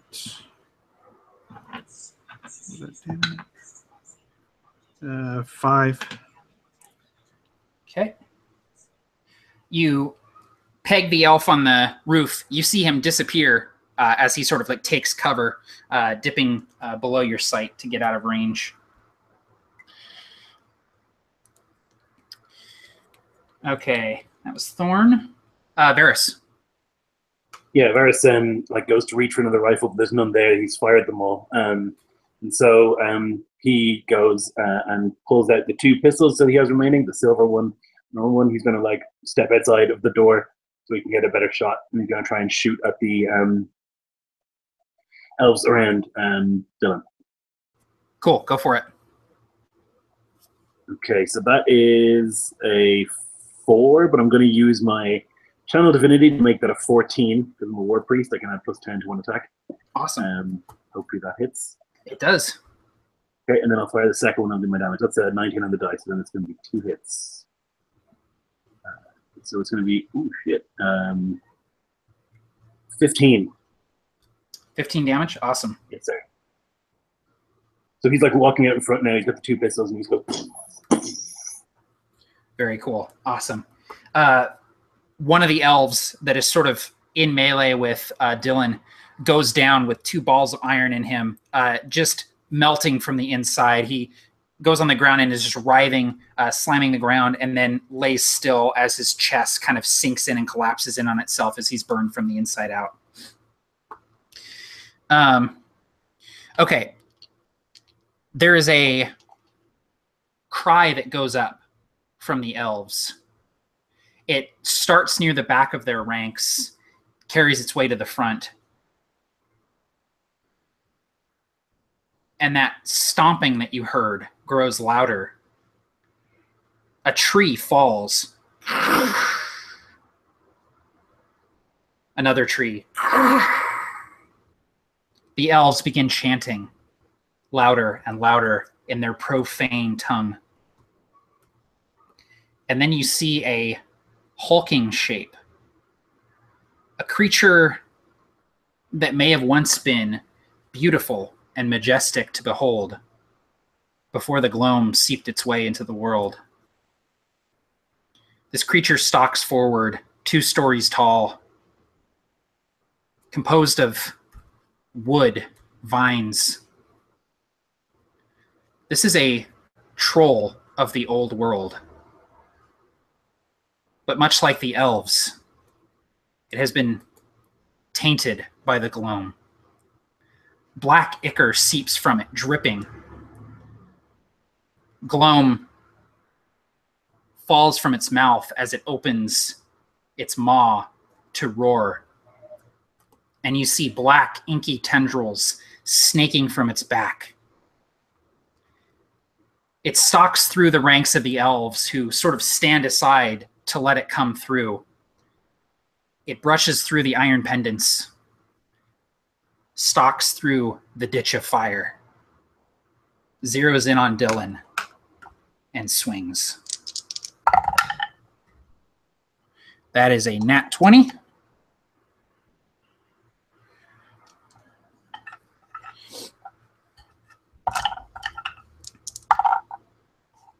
All right, 13 bludgeoning damage, Dylan, as this thing pummels you into the ground. You're standing 1 second, and then you're not. You feel yourself and the weight of this armor fall backwards into the mud as this thing drives its fist of wood into you.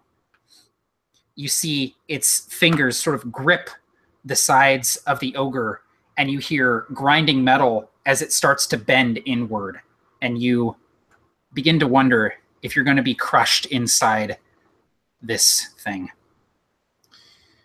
The second elf on the roof is going to... Okay. Thorn, you had stepped outside previously to take a shot at this elf. It swings at you, swinging a hook over its head and then throwing it down.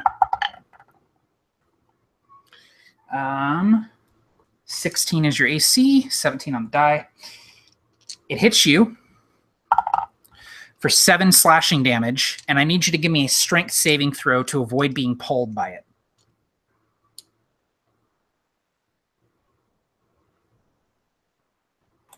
Okay, that's a 13 on the strength save. 13? Okay, so you're looking for 14 or better. So this thing, you feel the sickle, the hook of this thing, hook into you. You feel it drive into your flesh, and you feel it hook around one of your ribs as this elf just yanks you off your feet and begins pulling you up the side of the hut. The pain is immeasurable, and for a second you wonder if you might black out as you feel your rib being yanked. But you stay conscious, and you put the pain aside because you're a Dawnhammer. We're back up at the top of the initiative with Adawolfa. So Thorn was just basically repelled and pulled out the window, right? Yeah, Thorn's being pulled up. She sees this, and she sees the rope. Could she, like, jump to the windowsill and cut it before he's fully pulled up, or no? Yeah, you definitely can. That's what she's going to try and do then. Yeah, cool. So it'll just require your action. You don't need to roll for it or whatever. But you jump to the window and cut the rope, and Thorn, you immediately feel that pressure and that weight on your rib let go as you drop to the ground, no longer being pulled up. All right, Dylan, you're up. So you are currently being grappled, for lack of a better phrase, by this troll that is holding you down into the mud, crushing the sides of the ogre with its fist. Okay. I'm just gonna accept the grapple, and I'm just gonna try and punch it. Like, I'm just gonna try and take 2. It's like break its, if it has fingers. It just says an attack roll. Yeah, go for it.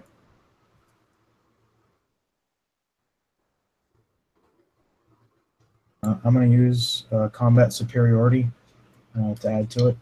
Okay. That was less than helpful. Total of 15. 15. Looking for 16 or better on the troll, so that doesn't quite hit. Go ahead. I was going to say I'm going to use my bonus action to second wind.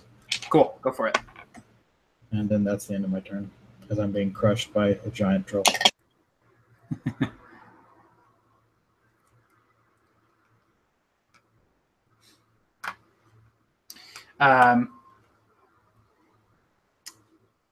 Troll. Okay, cool. So yeah, you're pummeling at this troll with your fists, and you feel you're connecting with it, but you're just not doing any damage to this thing. It's composed almost entirely of wood. It's a creature of the forest, composed of the vegetation itself, and so you're sort of pummeling it, but don't seem to be doing much damage to it. Okay, Thorn, you're up. You are no longer being yanked up the side of the hut. Yeah, so Thorn, laying up against the wall there, pulls this hook out of his ribs with a as it comes out. And then he stands up and he basically, since it still has a little bit of rope, he'll actually just kind of use that to actually climb up. And as he kind of crests up onto the roof, he pulls up that hook and he looks at that elf and he goes, "Let me return this to you. And if I can, I'll try to go for an attack." Absolutely, go for it. All right. Also, as my bonus action, I'm going to cast Thunderous Smite. All right. So I've got 24 to hit. That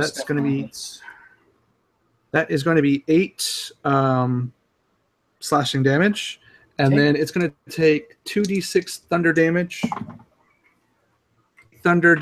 And then it needs to make a strength saving throw or be pushed 10 feet and not prone. On the die, I'm assuming that beats your DC. What was it? I didn't hear what you... I'm assuming that beats your DC. Yeah, that does. Okay, cool. But he's still going to take that damage. How much was that thunder damage? It was 8 thunder damage. 8 thunder damage? Okay, cool. So that you kill this thing. Go ahead and describe it. So yeah, I basically just move in, and with that hook, I basically right into its neck as that hook pierces all the way through. And as I just let loose of the thunderous magic, it actually pops that head right off as that body just falls and off the backside of the roof. And then back over, and he sees that troll is just like crushing Dylan. And all that flame and stuff is in the background. Yeah, they're just silhouetted against the flame of that ditch. The elves sort of standing outside on the outskirts, watching their champion sort of pummel your guys' champion. All right, that was Thorn. Varys, you're up. All right, seeing this enormous creature and figuring he's going to die anyway, might as well make the most of it. He's going to draw his sword that he's picked up from inside the house, strap on his shield. He's going to rush forward and try and kill this troll that needs killing. He's going to cast inflict wounds on it, and I'm going to do that second level. Okay. It's an 18 plus 5 to hit. That hits, yeah. You're looking for 16 or better on the troll. It's going to be 19 necrotic. So he like rushes up and he chants, "We are the dawn, come early!" And the sword begins to like bubble with this blackness. Probably a little bit radical for tapping into Gloamish energies, but nonetheless, as he like slashes into it, he's behind a nasty wound. Very cool. Yeah, you see the the wound that you cut sort of almost festers. It looks like the wood of this creature's hide begins to sort of rot and fall away as you cut through it. I will use my War Priest thing to make another attack. Okay, go for it. So that is going to be a 14 plus 3 plus 2. Should hit. Yeah. That'll be a D8. So that'll be 9 slashing damage.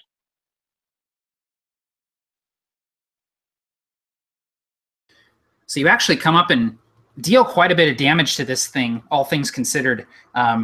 It wasn't expecting someone to come up and tackle it directly, and so as you cut through it, bits of wood and maybe a few fingers sort of fall away from this thing, and it begins to sort of loosen its grip on Dylan, realizing that it may need to defend itself from other threats here.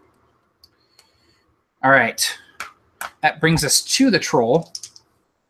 With its fist, it's going to maintain the grapple, or try to.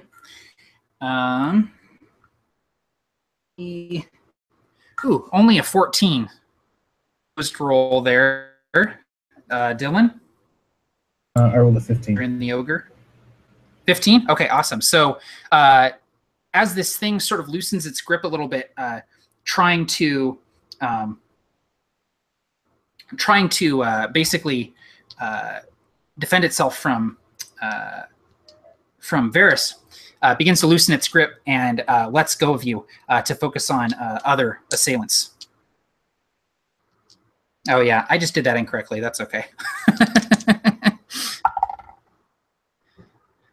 All right, making some attacks here.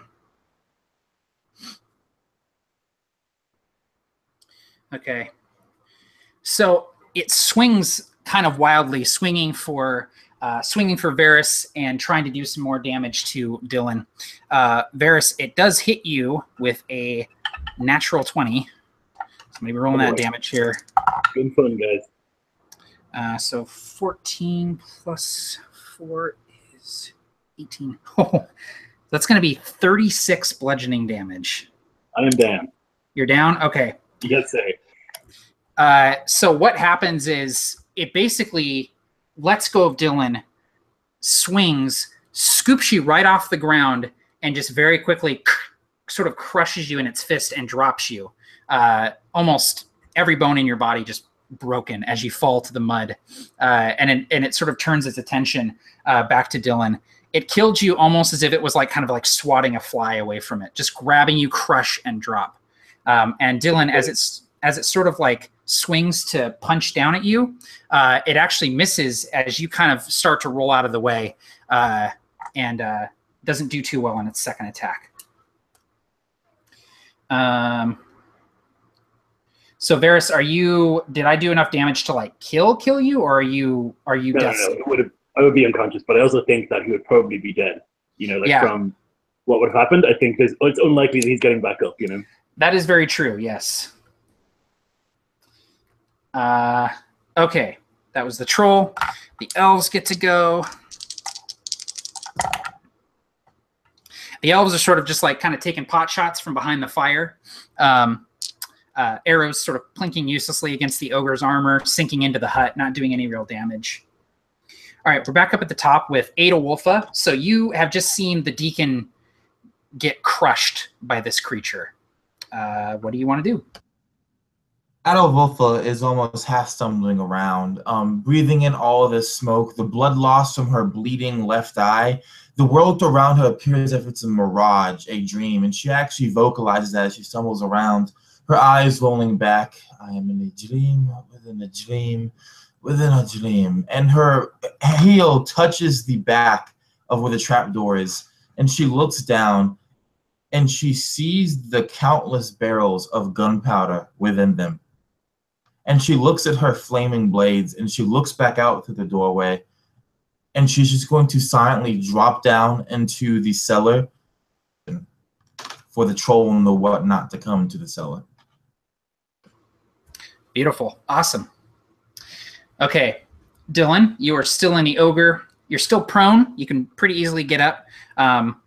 The blood of your deacon has splattered across the front of the ogre as he is crushed by this troll's hand. Some of it sort of drips through the faceplate, splattering on your face as you realize that if your deacon is not dead, he is as good as. Dylan's just going to roll to one side from that attack, see this, and just in a flash of dark anger, he's going to jump up on this thing and just try and like punch it in the face as hard as he can. I can do an athletics check to jump if you want. No, just go for it. Okay. You're in a super powered Victorian mech. I'll let you do it. Okay, that's 21 to hit. 21 definitely hits. Give me some damage. Okay, I'm going to use my combat superiority to add a d8 to damage, and Cool. if it's concentrating on a spell, it has disadvantage. Okay, I don't cool. think it's concentrating on a spell.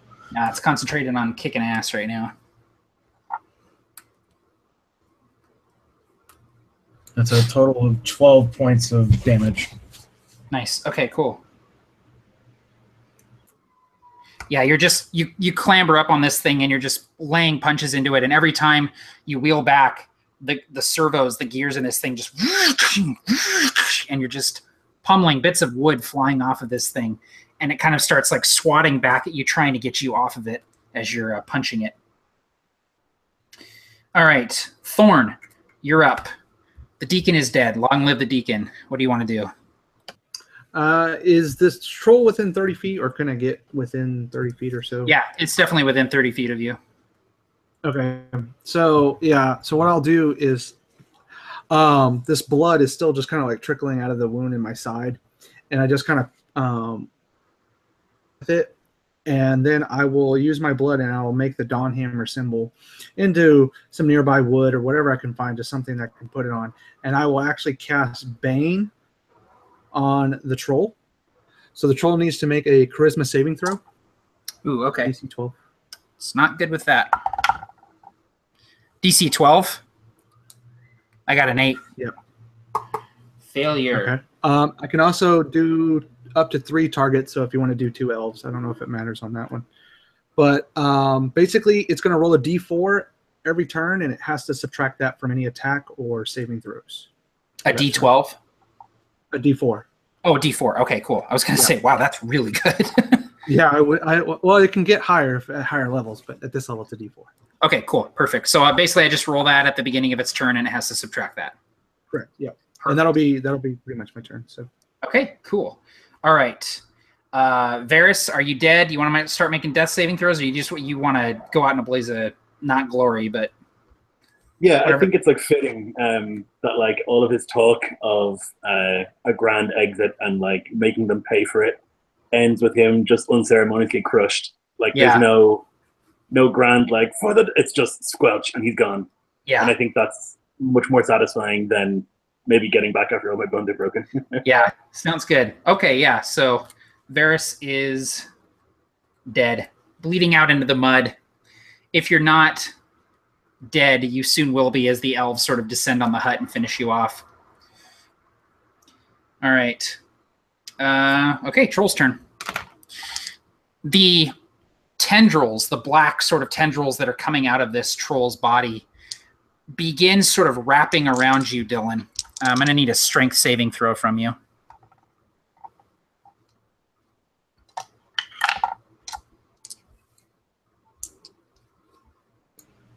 $21. 21? Okay, cool. So you make the saving throw. The tendrils sort of wrap around your arms, trying to pin you down, and you just sort of wrench free of them, continuing to pummel the troll.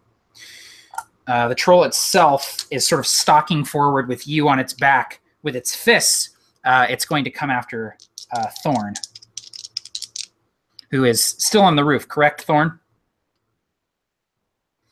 So you're like at eye level with the troll. So it just like, boop, see ya. And it's going to come towards you here. Swinging with its fist. Ooh, but it misses. Yeah, misses. Swings at you. You kind of duck, dodge out of the way of this thing's big swinging wooden fist. All right. I can imagine as it swings, it kind of like clips that roof. And I would imagine Thorn just kind of leaps with the debris as he kind of like just rolls into the grass. This thing just like takes the lid off of the hut with its fist. All right. Adolwolfa. So I imagine it's messing a couple rounds to finally set up. But the camera kind of changes pace from where the troll is, and it's going to move down to the cellar. You're going to see the 2 short swords flaming, sticking in the body of the crazy traitorous Dawnbringer. And you're going to see Adolwolfa moving the barrels of gunpowder around that body. And she's basically like cloistering the barrels close together and then wrapping them in the rope. She's going to be making a fuse out of that rope for her next part of the plan. So it's going to be this round. Very cool. Awesome. All right. Dylan, you're on the back of this thing punching it. What would you like to do? Is there any way I can, like, it's a troll. I don't think it has ears anymore. But, like, maybe, like, grabbing, like, a tendril, like, that's sticking up where an ear should be, and, like, part of its jaw, and, like, steer it away from the hut almost? Yeah, you can try that. What I would have you do is just give me, like, a strength check to basically try and manhandle this thing a little bit. Okay. And it'll go ahead and oppose it. Ooh, I did not roll well, so you get a pretty good chance here. I rolled a 21. 21? Yeah, definitely. So you can kind of just, you sort of veer this thing away from the hut, getting it away from Thorn as much as possible. Okay. Cool. All right, Thorn, you're up. All right. So, yeah, so Thorn just on the ground gets up, and with that axe, he'll kind of just move in. I'm going to use my bonus action, cast Hunter's Mark on the troll. And in that debris, could I like find one of those just alchemist fires that were kind of out there? So what I'll do is I'll actually grab, so I'll grab one of those and just kind of like move in, and then just kind of like chuck up, just try to like right in front of it, try to hit it just square in the chest with one of these alchemist fires. Very cool. Yeah, go ahead and give me the roll for that and some damage if you make it. All right, that is going to be 15. 15. Is alchemist fire, is that against the thing's AC, or are you just trying to hit a DC with it? I can't remember. It's a DC 10 dex save. Oh, okay. Don't forget it's got a minus whatever D4. Yeah, I got to roll that D4 here. Okay. It does not make the save. All right. Is that I'm trying to find it real quick. How much damage is that? Is alchemist fire... A 1d4. Is it 1d4? I couldn't remember if it was 1d4 or 2d4. I had it pulled up a second ago. I'm pretty sure it's 1d4 though. Okay, yeah. I think it's 1d. Thinking of healing potions. Yeah, it's 1d4 at the start of each of its turns. Okay, cool. And I got max, so I got a 4. Beautiful. So go ahead and describe what that looks like as you break the bottle of this thing across this thing's back. Yeah, so Thorn just kind of like, amongst the debris, he sees one of these alchemist fires, and he scrambles to it, and he gets up, and he grabs it, and he just kind of comes up right underneath this troll, and he just kind of looks at troll square, and that troll just kind of like bellows. And as he does so, he just kind of chucks this glass vial as it just shatters against it, and like napalm, it just spreads across as this big gout of flame just erupts across its chest. Yeah, and as this happens, the thing kind of starts staggering backwards and flailing as the fire sort of engulfs it. And Dylan, you're sort of hanging on to this thing. You feel the heat of this flame sort of erupt over you. Safe inside the suit for now, but you know it's going to get hot real quick. All right. Thorn, anything else on your turn? I would look over at the deacon. Is that silver pistol still with him? I would assume it's laying right next to his body. Yeah, he did fire it, so it would need to be loaded, but it's sitting there. All right. Yeah, so like just basically imagine the camera just go to Thorn's eyes and be like, and just kind of like right onto that pistol, like an Evil Dead episode. And then you're like try to go just for that pistol. Okay, cool. Yeah, you can run towards it and sort of scoop it up, and on your next turn, if you want, you can load it up. All right, and then for Varys' turn, he's going to continue bleeding on the ground. Troll's turn. Remind me, Alchemist Fire, you can attempt to put it out, yeah? Yeah. I don't know what the attempt is, though, so. Yeah, I'm going to look it up right now because I have it open. It's a DC 10 dex to try to put it out. Perfect. Thank you. Okay, it does not make it. So the troll is kind of like patting itself down, trying to like brush this fire off of it. And all it's doing is like spreading it. Like it kind of like brushes with its hands, and you see the fire sort of take over its hands. The fire in the ditch is starting to die down a little bit. And the elves are sort of starting to encroach on the hut. This troll, as it's sort of been spinning around fighting, it's been knocking trees down. The iron hanging from these trees is not as thick as it was. the elves begin sort of encroaching on the hut, moving in for the kill as their champion is sort of broken through for them. A gaggle of these elves come through, start throwing their hooks. A couple of them are aiming at Dylan. Wow, neither hit. That AC 22 is tough to beat, man. I pretty much got to roll 18 or better with that. And a couple of the hooks are coming at Thorn. One of them does hit. 5 slashing damage, and give me a strength saving throw, Thorn.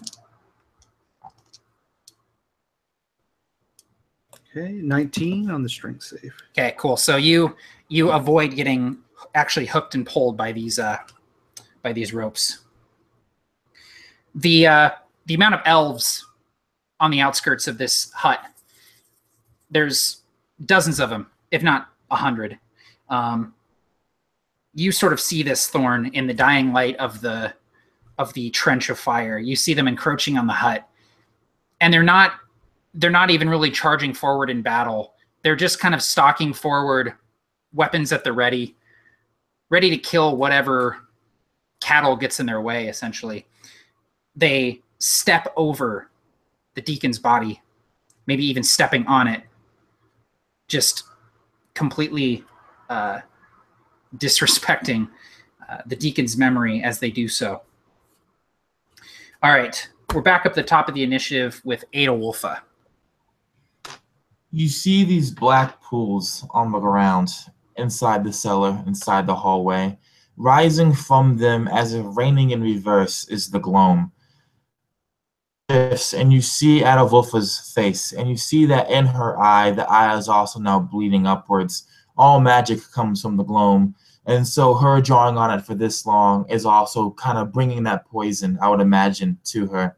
She's sitting in a chair. On her lap is one of the skulls pulled from the barrel of bones that the old corrupted man, the old corrupted Dawnhammer, had been collecting from his experiments. She's staring at it as she bleeds from this eye.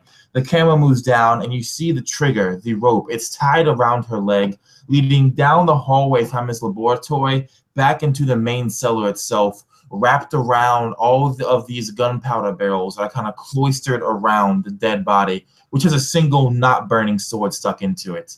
She has the other burning sword in her hand, ready to light the trigger the moment the elves start kind of coming down and investigating. Awesome. And I'm assuming, like, dipping the rope in oil so that it just catches and burns all the way to the end of the wick. Exactly. Awesome. Perfect. Very cool. All right. Dylan, you're up.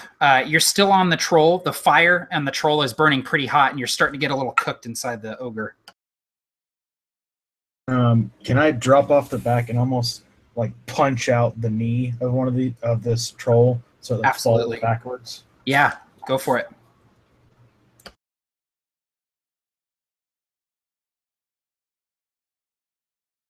I'm going to use my second to last combat superiority to add to the die roll. Okay, cool. That's a 22. Definitely hits.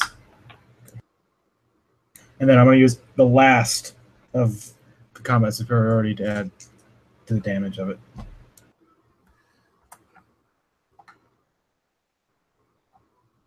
That's 13 points of bludgeoning damage. The troll is burning. This creature of the old world, probably older than the elves themselves. It makes no sound as it topples to its knees in front of you. One of its arms turns to cinders and falls off. It slumps. And you can finish it off. Go ahead and describe what that looks like. Dylan just walks forward and unceremoniously, with the power and the golem, just kicks in the center of the back of this troll and just walks, doesn't run, walks towards the next target, almost like as an afterthought, just like it was an afterthought to kill the deacon. Beautiful. All right. Thorn, you're up. Yeah, so Thorn is going to spend the action reloading that silver pistol as he's backing away as the elves are encroaching. You know, they stomped over the deacon, and he's just kind of backing up towards the hut as he's ramming the ball into the barrel there, and he's just getting that pistol ready. That'll be his action. Perfect. All right, you got that loaded. Varys is dead. The troll is dead. However, the troll has fallen, crumbled, and over its body come the elves, crawling over it like predators, hooks and blades in hand. They come streaming over the thing's body through the gap that it made in the defenses laid by the Dawnhammers. The first creature that they come to is you, Dylan. Oh, damn. Okay. That is 2 hits. 2 hooks pin themselves into the ogre, into the joints. 10, 8, it's 18. 22 slashing damage as these hooks pierce through the armor. You feel a blade pierce your shoulder. You feel one in your side. Go ahead and give me a strength saving throw to avoid getting pulled. That drops me. Okay. It actually just rips off one of the golem's arms with his arm, and as he turns to look out of the visor, his other arm is just completely ripped off in the process. Awesome. And you, what does it look like as the golem falls? He falls to his knees, almost in a sad mimicry of what happened to the troll, and then he falls forward just like as if he was kicked from behind. The ogre, this iron savior that you found in the cellar, slumps against the body of the troll, and the 2 titans, one nature, the old world, the old magics, the other industry, man's superiority over the old magics, crumble together in a pile of what amounts to junk, debris, flesh, and wood. All right. Thorn, you are also getting attacked by elves. That's going to be 1 hit. 10 slashing damage. And a strength saving throw, please.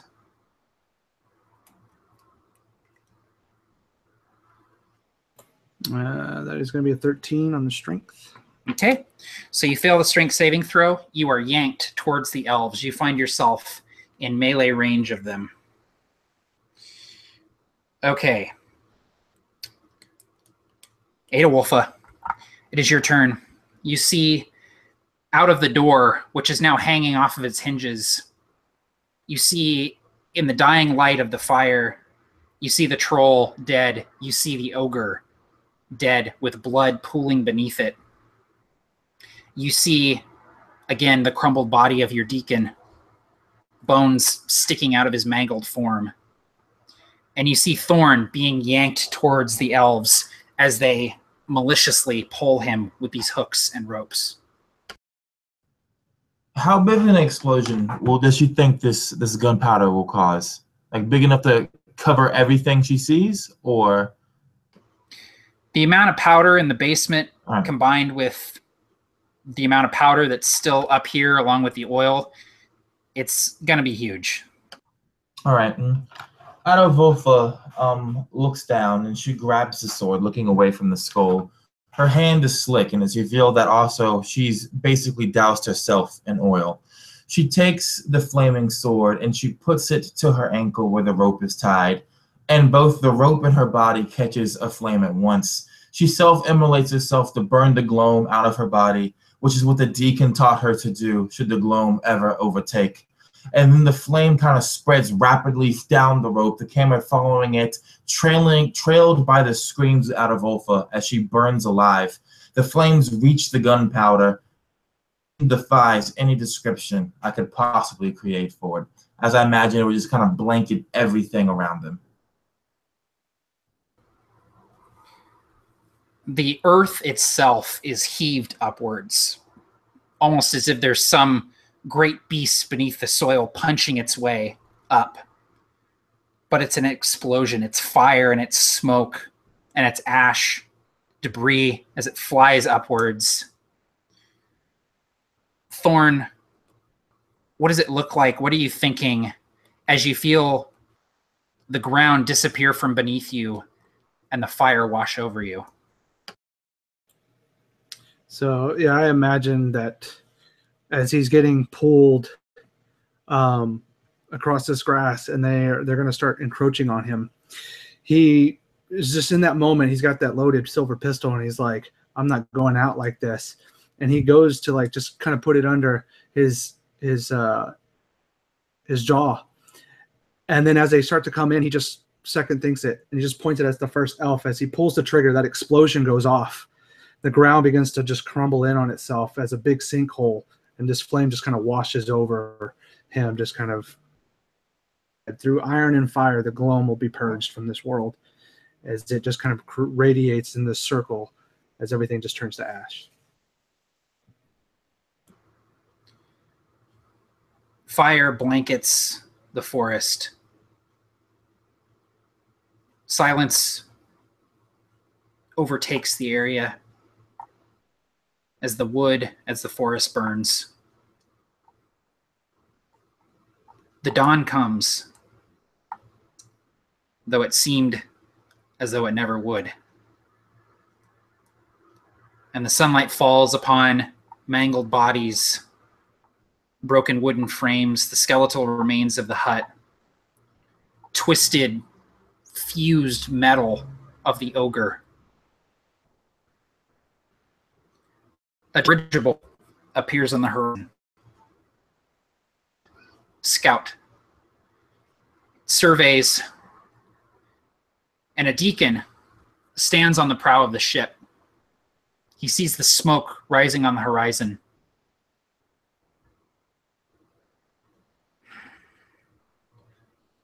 Send a message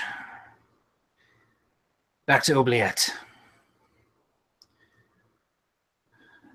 Tell them we found the Dawnhammers. Let's turn this thing around, knowing that there are no survivors. The dirigible turns and flies back to the city of Oubliette, the seat of the Dawnhammers. And back on the ground, 4 iron pendants hang from a branch, swinging in the breeze. And that is where we will end our game. I'm so glad that everyone died. Just horribly. This is both in this game, Matt, and in the last game, because you were in that game with Ian as well. I ended up apparently blowing everybody up. So that seems to be a theme that's going on. Yeah, you're like you're just into that like murder-suicide pact, man. Works out every time. Awesome. Well, I had a really good time. That was very gloomy to me. That was a lot of fun. Thank these guys for hanging out with me and dying horribly. I'm going to give them a chance to do their outros and say whatever they want to say, and then we'll go ahead and call it a night. Thanks, everyone, for watching and hanging out with us. This was a lot of fun. So let's go in reverse initiative order, and we will start with our late great deacon, Varys. Go ahead, Lloyd. Yeah, that was super fun. I really liked it. I'm a sucker for playing an Inquisitor whenever I get the chance. So I was real pleased to do it here. I like that I died just real badly. You know, that's like the best way to go. Yeah, if you want to look at my stuff, I'm YarlDM on YouTube. Thanks. Awesome. All right. Alan, go ahead. Yep, I'm Alan. You can check me out on Check for Traps. I had a wonderful time. Really love the setting. I love that Victorian, just kind of flint and flintlock, swords and sabers kind of thing, witch hunters and all that kind of stuff. So really digging the setting. I thought it was really fitting in for Dawnhammers going out the way basically they were trained. So enjoyed it, had a blast, and as always, these guys. Awesome. All right, Ben, go ahead. I'm Ben. I had a great time. I thought it was really fitting how he died. Dylan died immediately after killing Troll, almost in the same fashion. Very kind of even in death. Even in victory, there's no real success. So had a great time, and thanks for letting me be here, Matt. Absolutely. Anytime. Happy to have you, man. All right. And last but not least, the bold and the beautiful. Go ahead, Marquise. Everybody, my name is Marquise Hardis. It's a wonderful game. I love playing it. I always love playing off of Lloyd because it always leads to a really interesting interaction because we play the opposite characters every time, and I love it. Other than that, I like the game. I enjoy Gloam. I love macabre fantasy of all sorts, and so I love the chance to be able to play like an Edgar Allan Poe quoting badass. I loved it, so thank you. Awesome. All right. Thank you, guys. Thanks, everyone, for watching. And there'll be more Gloam to come, I'm sure. Also, Provokers is happening September 10th. So if you're interested in that, make sure you mark your calendars. All right. Thanks, everyone. Take care, and happy gaming all.